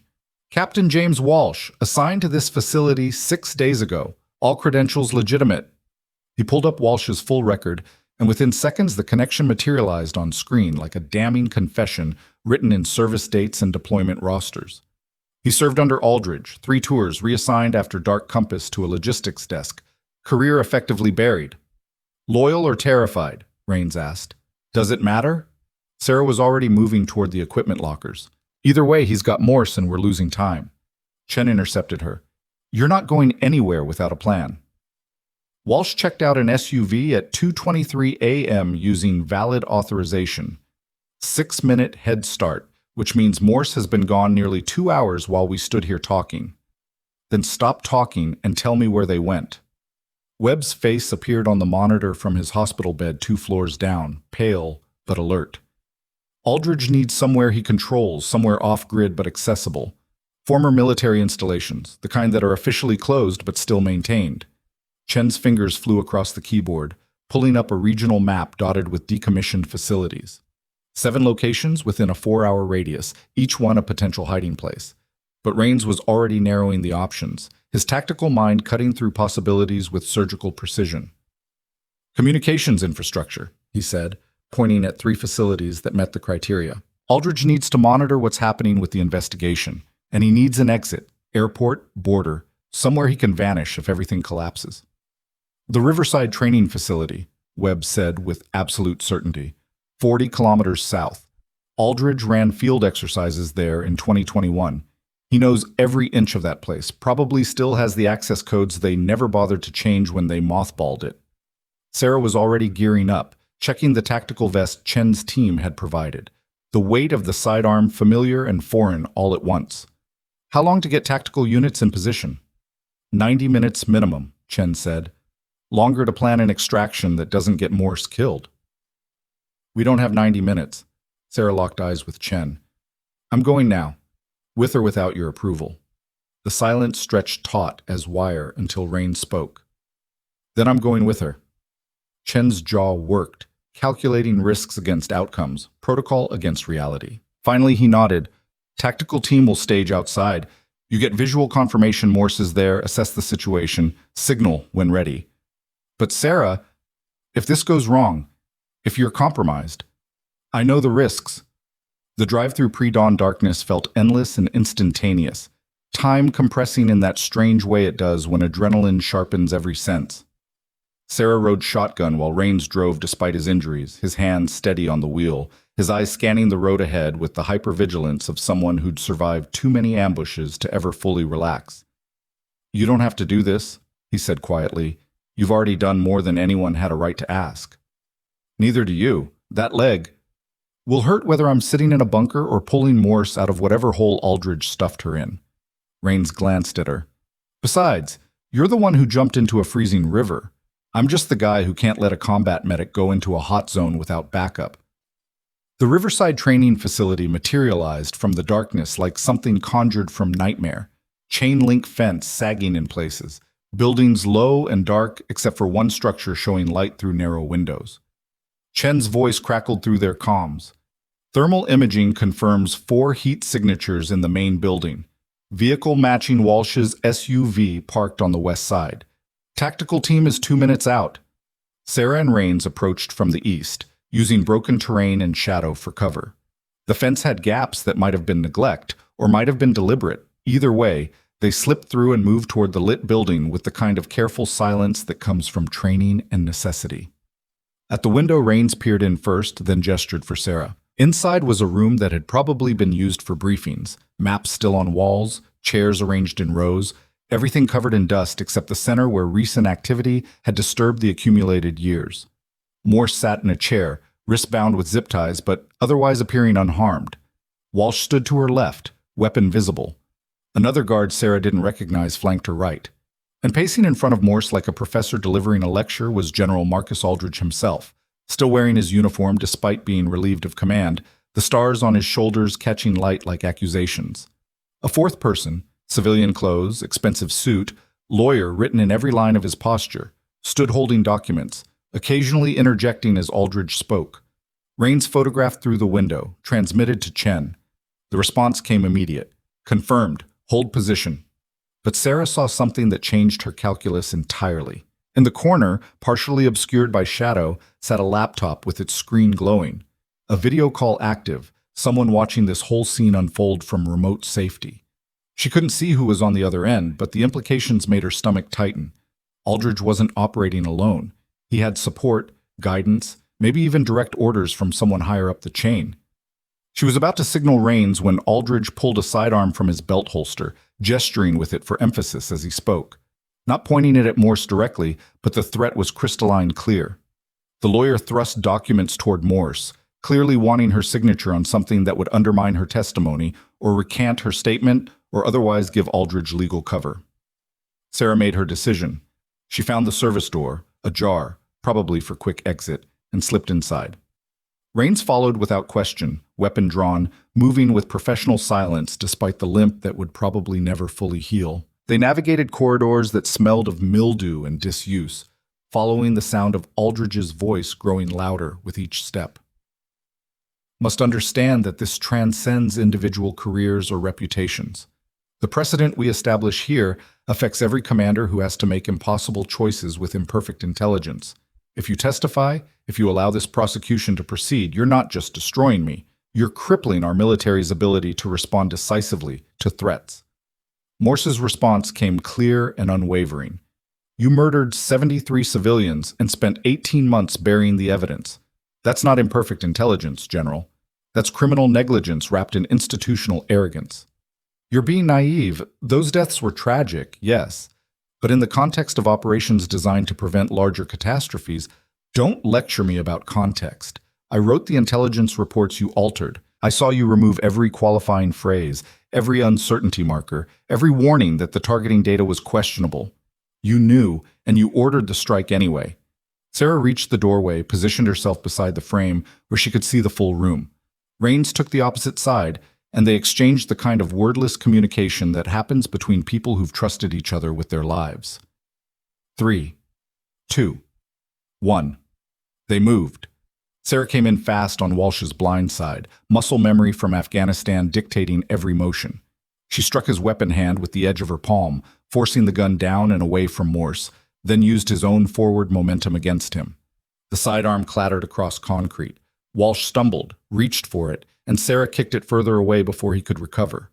Rains took the second guard down with brutal efficiency, years of SEAL training evident in movements that were both economical and devastating. The guard hit the floor and stayed there. Aldridge spun toward them, his weapon coming up, but he froze when recognition hit. Nurse Brennan and Corporal Rains. I have to admit, I didn't anticipate this particular complication.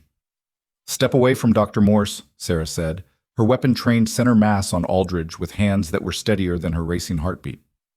It's over, General. Tactical teams are surrounding this facility. You have nowhere to go.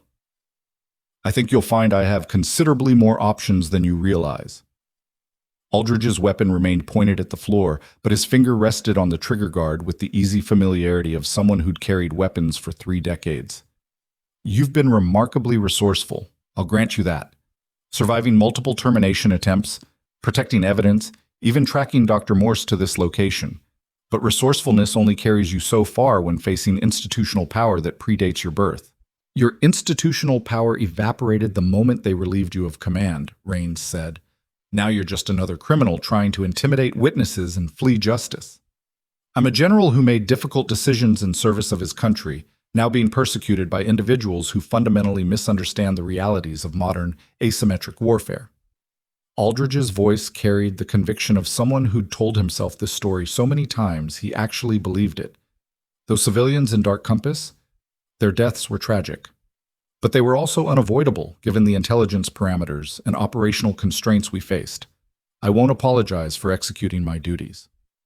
You altered the intelligence, Sarah said, thinking of Dr. Morse's press conference, the documentation that proved deliberate manipulation. You knew the targeting information was compromised and you ordered the operation to proceed anyway. That's not executing duties, that's criminal negligence at minimum, murder at worst.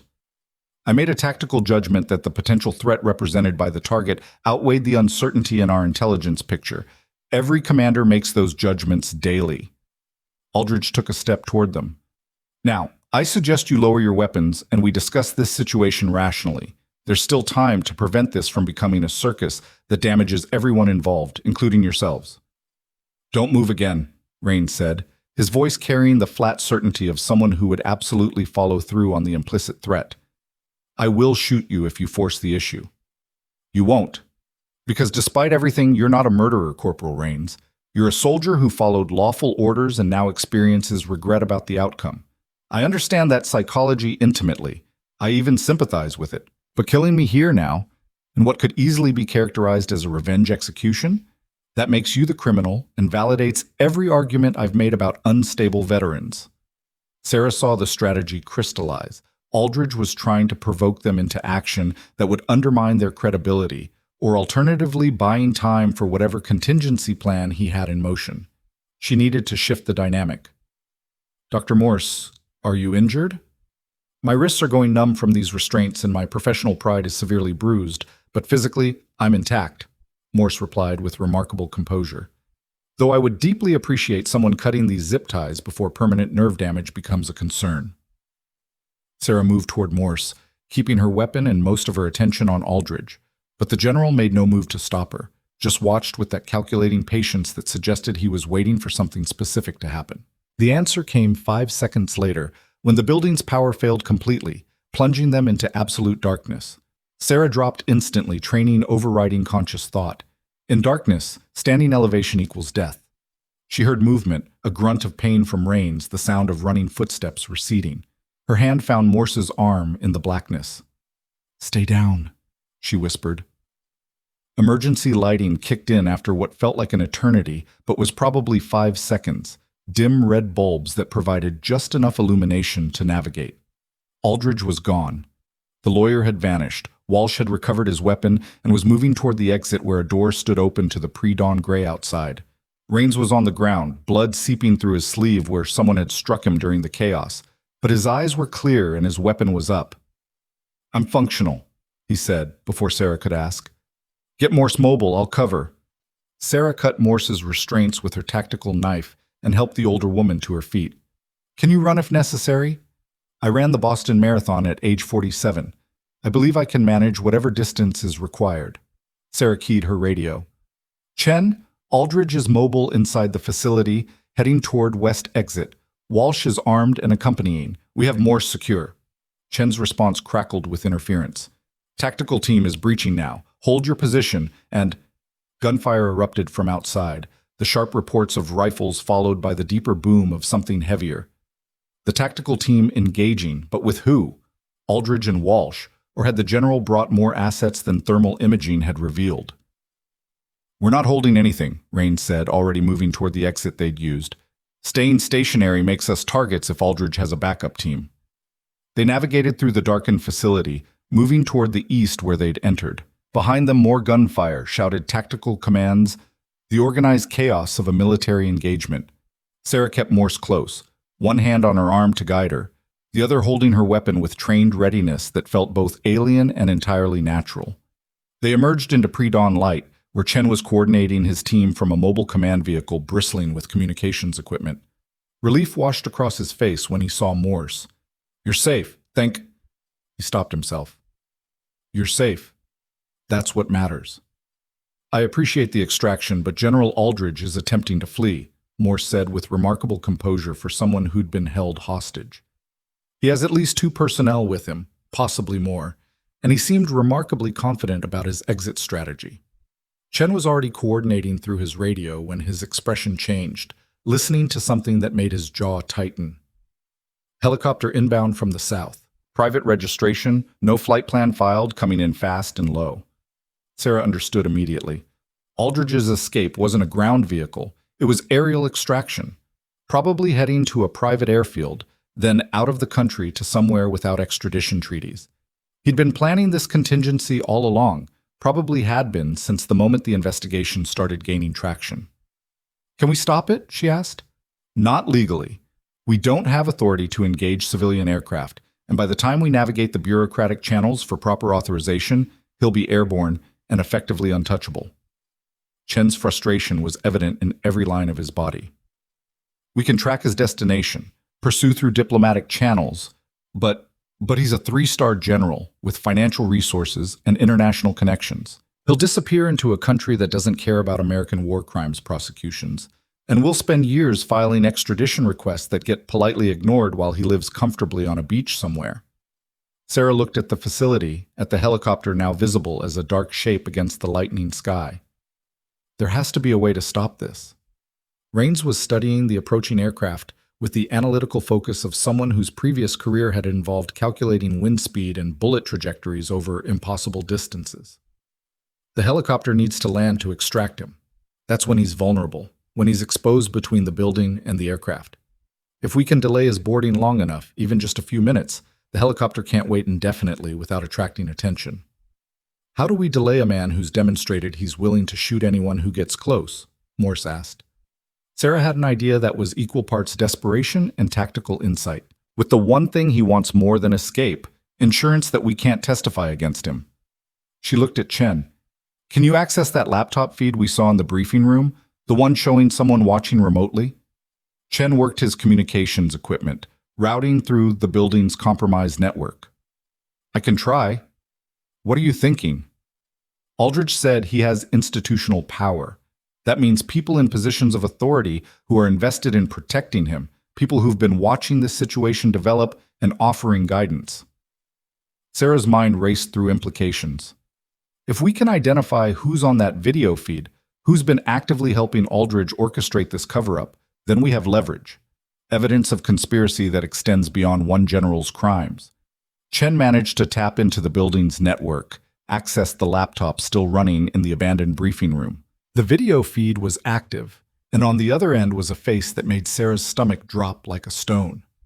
Senator Richard Blackwell, chairman of the Senate Armed Services Committee, one of the most powerful figures in congressional military oversight, and apparently, based on the timestamp and connection metadata, someone who'd been actively participating in tonight's attempted extraction of Dr. Morse. Recording everything, Chen confirmed, capturing not just the video but the digital fingerprints that would prove Blackwell's personal involvement beyond any reasonable doubt. The helicopter was landing now, touching down in a cleared area on the facility's west side. Through the tactical team's position, Sarah could see Aldridge emerging from the building, moving toward the aircraft with Walsh and the lawyer flanking him. Within seconds, he'd be aboard and gone. Sarah grabbed Chen's radio, switched to the tactical frequency she knew Aldridge would be monitoring. General Aldridge, this is Sarah Brennan. You need to hear this before you board that helicopter. Static crackled for 3 seconds before Aldridge's voice came through, tight with barely controlled anger. I have nothing to say to you, Ms. Brennan. You've chosen your path, I've chosen mine. There's nothing left to discuss.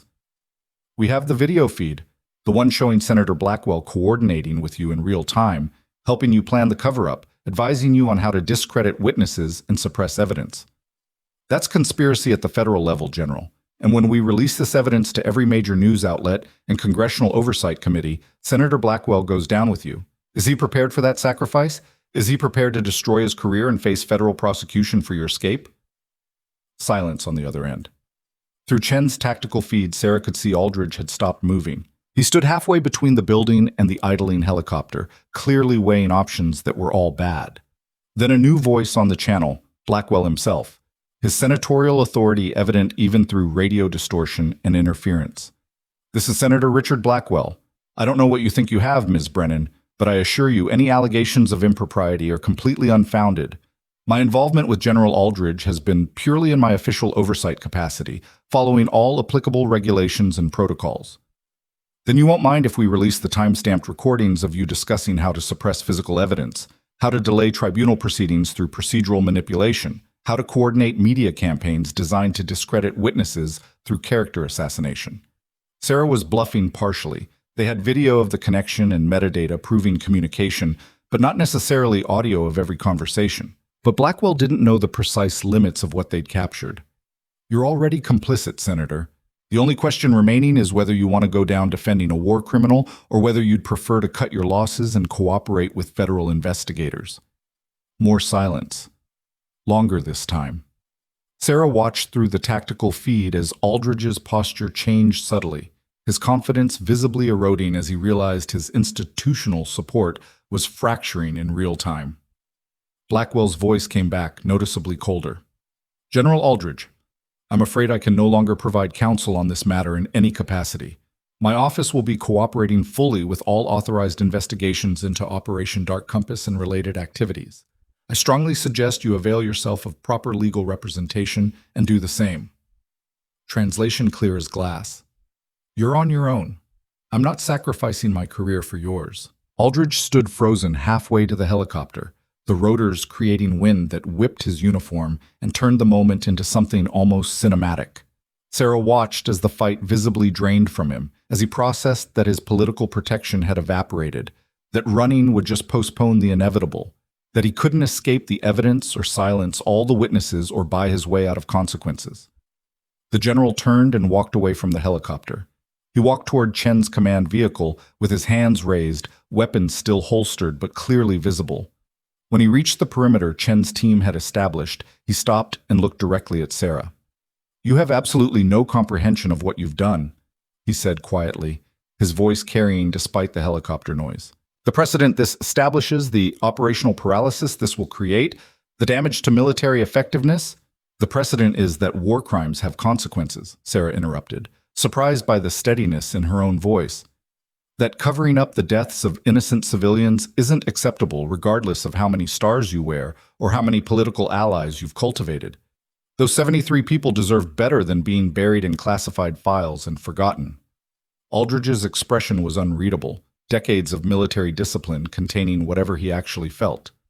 "You believe this is justice, but all you've accomplished is ensuring that future commanders will hesitate when decisiveness is required, will second-guess tactical judgments when split-second certainty is necessary, will fail to neutralize legitimate threats because they fear prosecution by people who've never faced enemy fire. And Americans will die because of your self-righteous crusade." "Or," Raines said, moving to stand beside Sarah despite the blood still seeping through his sleeve, "future commanders will ensure their intelligence is verified before ordering strikes on civilian populations. They'll prioritize accuracy over expediency. They'll follow the laws of armed conflict instead of treating them as suggestions. And that will save lives, both American and otherwise." Chen's tactical team moved in with practiced efficiency, placing Aldridge under arrest with the kind of professional courtesy afforded to senior officers, even when they're being taken into custody for war crimes. The general submitted without resistance, his military bearing intact even in defeat. As they led him toward an armored transport vehicle, Sarah felt a complex mixture of emotions washing through her. Satisfaction that justice was finally being served, bone-deep exhaustion from everything it had taken to reach this moment, and an unexpected sadness that it had been necessary at all. The military tribunal began exactly 72 hours later in a courtroom at Joint Base Lewis McChord that had been hastily secured and prepared for what everyone understood would be the most significant military justice proceeding in a generation. The room was packed beyond capacity. Media representatives whose credentials had been verified 3 separate times, congressional observers from both armed services committees, advocacy groups focused on civilian casualties in conflict zones, and most importantly, family members of the 73 people who had died in Operation Dark Compass. Sarah testified for 7 hours straight, walking the tribunal through everything from the moment Rains had crashed through Mercy Point's Trauma Bay doors to the final confrontation at the Riverside facility.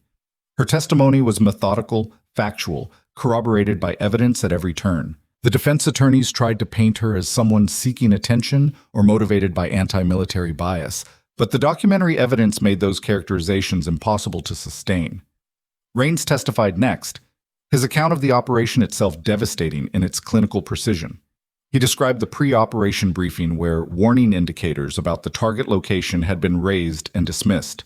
He walked through the engagement itself, the growing horror as they'd realized they were firing on civilians, the desperate attempts to cease fire that had been overridden by command authority. He presented the helmet cam footage, and the courtroom watched in absolute silence as the tragedy unfolded on multiple screens. The breaching of the compound, the discovery that the intelligence had been catastrophically wrong, the aftermath of finding children among the casualties. Several family members left the courtroom during the footage. Others stayed, tears streaming down their faces, witnessing for the first time exactly how their loved ones had died. Webb testified remotely from his hospital bed, still recovering but coherent and compelling. His perspective as the team leader on the ground added crucial context about the difference between operational decisions made in real time with incomplete information and command decisions made from distant headquarters with access to intelligence that contradicted the approved targeting data. Dr. Morse's testimony was perhaps the most damaging to Aldridge's defense. She systematically dismantled any claim that the intelligence failures had been accidental, presenting email chains that showed deliberate alteration of reports, communications where Aldridge had explicitly ordered the removal of qualifying language about targeting uncertainty, and a pattern of similar intelligence manipulation across multiple operations beyond Dark Compass. Throughout it all, General Marcus Aldridge sat at the defense table with carefully controlled expression, his attorneys fighting every point but visibly losing ground as the evidence accumulated into something insurmountable. The tribunal lasted 3 weeks. The verdict was delivered on a gray afternoon when rain hammered against the courthouse windows with the kind of relentless intensity that matched the mood inside. Sarah sat in the gallery between Rains and Webb, who'd insisted on attending in person despite his doctor's protests, both men tense despite their confidence in the outcome. The military judge, Colonel Amanda Reeves, read the verdict with professional solemnity that nevertheless couldn't quite hide the gravity of what she was announcing. On the charge of dereliction of duty, guilty. On the charge of conduct unbecoming an officer, guilty. On multiple specifications of violations of the laws of armed conflict regarding protection of civilian populations, guilty. On charges of conspiracy to obstruct justice and destroy evidence, guilty. On charges related to the attempted intimidation and elimination of witnesses, guilty. The sentence followed immediately. Dishonorable discharge with forfeiture of all rank, privileges, and benefits. 25 years confinement in a military correctional facility. Restitution to be determined in subsequent proceedings focused on victim compensation. Sarah watched as Aldridge received the verdict with the same controlled expression he'd maintained throughout the trial. But when the military police moved to take him into custody, when the reality of spending the rest of his viable life in confinement became undeniable, something fractured in his composure. He looked across the courtroom at the family members of his victims, and for just a moment Sarah thought she saw genuine recognition of what he'd actually done, of the specific human cost of his decisions. Then the moment passed and he was led away, and Sarah released a breath she hadn't realized she'd been holding. Outside the courthouse, reporters swarmed the witnesses. Sarah found herself standing at a cluster of microphones with cameras focused on her face and questions coming from all directions simultaneously. How does it feel to have brought down a 3-star general? Do you believe justice was truly served here? What's next for you personally? Sarah waited for the questions to subside before responding. This was never about bringing down a general. It was about honoring 73 people who died and ensuring their families received the answers they deserved. Justice has been served in that their deaths are now officially acknowledged, their stories are part of the permanent record, and the people responsible for both the operation and the cover-up face real consequences. As for what's next, I'm going back to being a nurse, because that's what I've always been, even when circumstances temporarily required me to be something more. But even as she said it, Sarah understood that returning to her old life wasn't really possible. Too much had changed, both in the world and in herself. 2 weeks after the verdict, Sarah received an unexpected visitor at the modest Seattle apartment she'd rented while figuring out her next steps. Agent Chen arrived carrying 2 cups of expensive coffee and a folder thick with documentation. "Thought you'd want to know. Senator Blackwell resigned this morning," Chen said, handing her one of the coffees. The Senate Ethics Committee investigation found sufficient evidence of misconduct to recommend censure at minimum. Rather than face that process and likely criminal referral, he stepped down. His political career is over. "Good," Sarah said simply. "There's more. 3 of his senior staffers who were complicit in coordinating the cover-up have also resigned and are cooperating with federal investigators in exchange for reduced charges." Chen pulled documents from the folder. "But the reason I'm really here is this. The families of the Dark Compass victims have established a foundation dedicated to accountability in military operations, supporting whistleblowers, ensuring civilian casualties in conflict zones are properly documented and investigated. They want you on the board of directors, along with Rains and Webb." Sarah looked at the mission statement, at the organizational structure, at the ambitious goals laid out in careful legal language. "I'm not qualified for something like this. I'm just a nurse who happened to get pulled into something bigger than herself." "You're exactly qualified. You understand what it actually takes to stand up against institutional power. You know how to protect people when systems fail them. And you've demonstrated you won't back down when the stakes are highest." Chen set the folder on her kitchen table. "No pressure, but the family specifically requested you. They want people they can trust. People who've proven they'll prioritize truth over convenience or career advancement." After Chen left, Sarah sat with the documents for a long time. The foundation role would mean staying in the public eye indefinitely, continuing to be associated with Dark Compass and everything it represented. It would mean giving up any hope of the quiet anonymity she'd valued before that night at Mercy Point. But it would also provide purpose, direction, a way to ensure that what she and Rains and Webb had fought for didn't end with one verdict but became part of lasting institutional change. She picked up her phone and called Rains. "I got the foundation offer," she said when he answered. "Did you?" "I did. Already accepted. Webb too, about 10 minutes ago." Rains paused. "They're also proposing to fund a scholarship program for combat medics who want to transition to civilian healthcare practice. Your name came up specifically as someone who could help design the curriculum and mentor program." Sarah felt something shift in her chest, pieces of a future she hadn't imagined suddenly aligning into something that made profound sense. "I'll do it. The board position, the scholarship program, all of it." "Good. Because Webb and I were hoping you'd say yes. Turns out we work pretty well together when we're not actively being shot at." The foundation officially launched 3 months later at a ceremony held at Arlington National Cemetery, attended by military leaders who'd supported the accountability process, congressional representatives who'd pushed for the investigation, advocacy groups that had amplified the victims' stories, and most importantly, the families themselves. Sarah stood beside Rains and Webb as the memorial was unveiled, a black granite wall bearing 73 names, each one representing a life lost and now permanently remembered. The names were accompanied by brief descriptions of who they'd been: teacher, shopkeeper, student, mother, father, child. Not casualties, but people.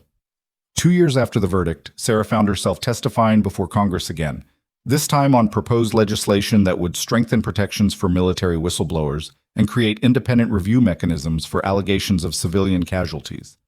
Some representatives were genuinely interested in reform. Others were openly hostile, suggesting she was undermining military effectiveness and operational security. Sarah handled both with the same measured professionalism she'd developed in trauma bays.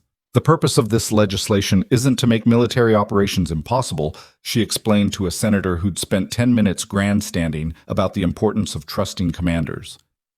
"It's to ensure that when mistakes happen, and they will happen because warfare is inherently chaotic, there are systems in place to acknowledge them honestly, learn from them systematically, and provide accountability transparently. That actually strengthens military effectiveness by building trust both within the ranks and with the civilian populations we're supposedly trying to protect." After her testimony, a young woman in Army uniform approached in the hallway. "Ms. Brennan? I'm Corporal Jennifer Martinez. I wanted to thank you." "For what specifically?" "For showing that speaking up is actually possible. I've been sitting on evidence about procurement fraud in my unit for 8 months, absolutely terrified to report it because I've seen what happens to people who make waves. But watching what you did, how you fought even when it seemed impossible. Martinez straightened her shoulders. I'm filing a report tomorrow with the Inspector General, and I wanted you to know that your example made that possible. Sarah felt emotion tighten her throat. Do you have support? Legal representation? Protection if there's retaliation? The Foundation connected me with attorneys through your whistleblower support program, and I know you probably can't be personally involved in every case, but just knowing the systems are changing, that there are people and organizations who'll back whistleblowers instead of burying them, it makes all the difference. After Martinez left, Sarah stood alone in the congressional hallway thinking about ripple effects. One night in a trauma bay had led to a general's conviction, which had led to policy changes, which had led to a young corporal finding courage to expose fraud. The impact spread outward in ways she couldn't predict or control, but that was actually the point. Systemic change wasn't one dramatic moment. It was thousands of small decisions by individuals choosing to do right despite the personal costs. 5 years after Dark Compass became public, the Foundation organized a memorial service at the site where the operation had occurred. It had taken years of diplomatic negotiation, but finally the host country had agreed to allow American victims' families to visit and establish a permanent memorial. Sarah traveled with a group that included families, Foundation members, and several members of Raines's original team who'd been scattered after the operation but had slowly reconnected through the accountability process. The memorial service was small, intimate, conducted in both English and Arabic. Family members spoke about their loved ones, not as statistics or collateral damage, but as individuals with dreams and relationships and futures that had been violently severed. An elderly woman named Amira Hassan, whose grandson had been among those killed, approached Sarah after the ceremony. Through a translator, she spoke with tears streaming down weathered cheeks. For 18 months after my grandson died, I did not know why. They told me it was an accident of war, that I could not know more because of security. I thought perhaps he had been forgotten, that his life meant nothing to anyone. Amira gripped Sarah's hands. But you fought. You risked everything.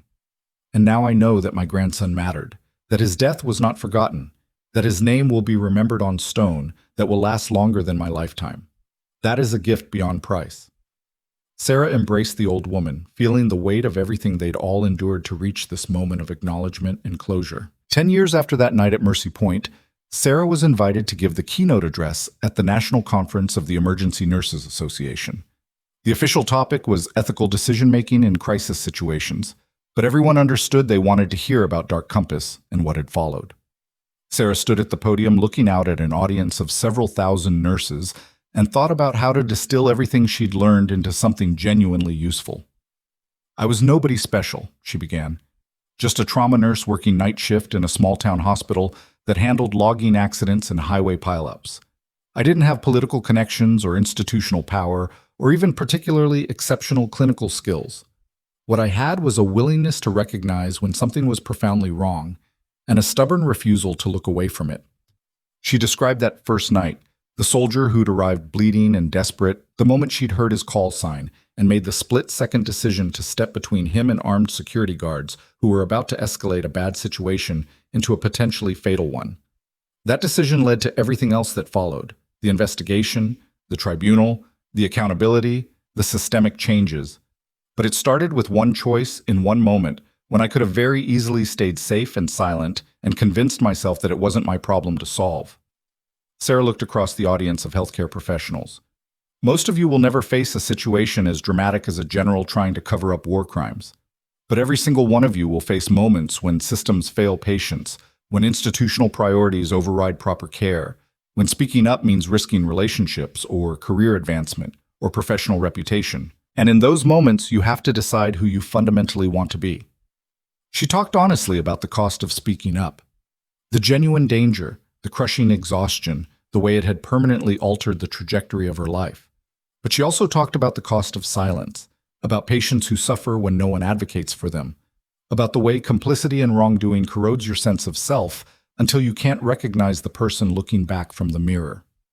Choose truth, she concluded. Choose courage. Choose to be the person who stands up even when it's absolutely terrifying and you're not remotely certain you'll survive the consequences. Because that's how systems actually change, not through grand institutional reforms handed down from above, but through individuals making ethical choices in critical moments, you have more power than you realize to make things better. Use it. The standing ovation lasted nearly 5 minutes. Sarah wasn't comfortable with the recognition. She'd just done what needed doing, but as she looked at the faces of healthcare workers responding to her message, she understood. They weren't applauding her specifically. They were affirming the principle that individual courage matters, that ordinary people can make extraordinary differences, that systems can be changed when enough people refuse to accept unacceptable conditions. 15 years after Dark Compass, the foundation Sarah helped lead had grown into a significant force for military accountability and transparency. They'd supported 112 whistleblowers across all service branches. They'd successfully advocated for policy changes that strengthened protections and created independent review mechanisms. They'd established scholarship programs that had helped 417 combat medics transition to civilian healthcare careers. And they'd ensured that those 73 names remained part of public consciousness, that their deaths weren't forgotten as new conflicts and controversies claimed attention. On the 20th anniversary of that night at Mercy Point, Sarah stood at the Arlington Memorial running her fingers over the engraved names. She came here every year on this exact date, a personal ritual to remember why everything that had followed actually mattered. "Still keeping the vigil," a voice said behind her. Rains, using a cane now, the injuries from their various escapes had left permanent damage that no amount of physical therapy could fully resolve, but wearing those scars as badges of honor rather than disability. "Every year," Sarah confirmed. Seemed appropriate. They stood together in comfortable silence, two people who'd been complete strangers before crisis had bound them together in permanent partnership. The foundation work continued. The advocacy continued. The fight for accountability and justice continued because it was never truly finished, just passed forward to new generations who would face their own moral tests and have to make their own difficult choices. "Was it worth it?" Rains asked quietly, the question he'd asked before but somehow carrying different weight now with 20 years of perspective. "Everything we went through, everything we lost and risked and sacrificed, does the outcome actually justify the cost?" Sarah thought about the question with the seriousness it deserved. She thought about families who had answers instead of bureaucratic silence, about policy changes that made future cover-ups significantly harder to execute, about whistleblowers who'd found courage because someone had demonstrated it was possible to speak truth and survive, about young medics and soldiers who understood that integrity wasn't an abstract concept but a series of concrete choices made in critical moments. "Yes," she said with absolute certainty. "Not because we achieved everything we wanted or fixed everything that's broken in military culture, but because we proved that accountability is genuinely possible even against massive institutional resistance. We proved that truth matters even when powerful people desperately want it buried. And we proved that ordinary people, a nurse, a soldier, an analyst, can stand against generals and senators and the entire weight of military and political bureaucracy and actually win. That precedent alone makes everything worth it." Rains nodded slowly, his expression thoughtful. "Webb said something similar last month, that we didn't just get justice for Dark Compass. We created a functional roadmap for future accountability, made it substantially harder for the next Aldridge to get away with what ours tried." When Sarah finally left the memorial that evening, she didn't feel the weight of those 73 names as burden, but as purpose. Their deaths had meaning because people had fought relentlessly to ensure it. Their stories were preserved because witnesses had refused to be silenced. And their families had closure because a combat medic in a small-town hospital had recognized a soldier's distress call and made the fundamental decision that truth mattered more than personal safety. Sarah had been nobody special, just a nurse who heard a call sign in a trauma bay and chose to answer it. But that choice, made in one critical moment 20 years earlier, had rippled outward in ways she never could have predicted, touching thousands of lives and changing systems that had seemed immovable and permanent. And if she could do it, if an ordinary person facing impossible odds could stand against institutional power and win, then anyone could. That was the real message. The truth she carried forward and shared with every person who faced their own critical choice between courage and comfort, between truth and silence, between the person they were and the person they could become. The work continued. The advocacy continued. And Sarah Brennan, who'd started as just a nurse in a small-town hospital, continued with it, Not because she was special, but because she'd discovered that the most profound changes come from ordinary people making extraordinary choices when circumstances demand it. Some battles were worth fighting even when victory seemed impossible. Some truths were worth protecting even when silence offered safety. And some calls, whether from a dying soldier in a trauma bay or a frightened medic seeking guidance, deserved to be answered regardless of cost. That was the legacy. That was what the Dying SEAL's desperate gamble on a stranger's integrity had ultimately purchased. And that was what 73 names on a memorial stone represented. Not just loss, but the transformative change that loss had catalyzed when witnesses refused to let it be buried in bureaucratic silence. Justice. Hard-won and incomplete, but absolutely real, standing as permanent testament to the power of individuals who choose courage when it costs them everything.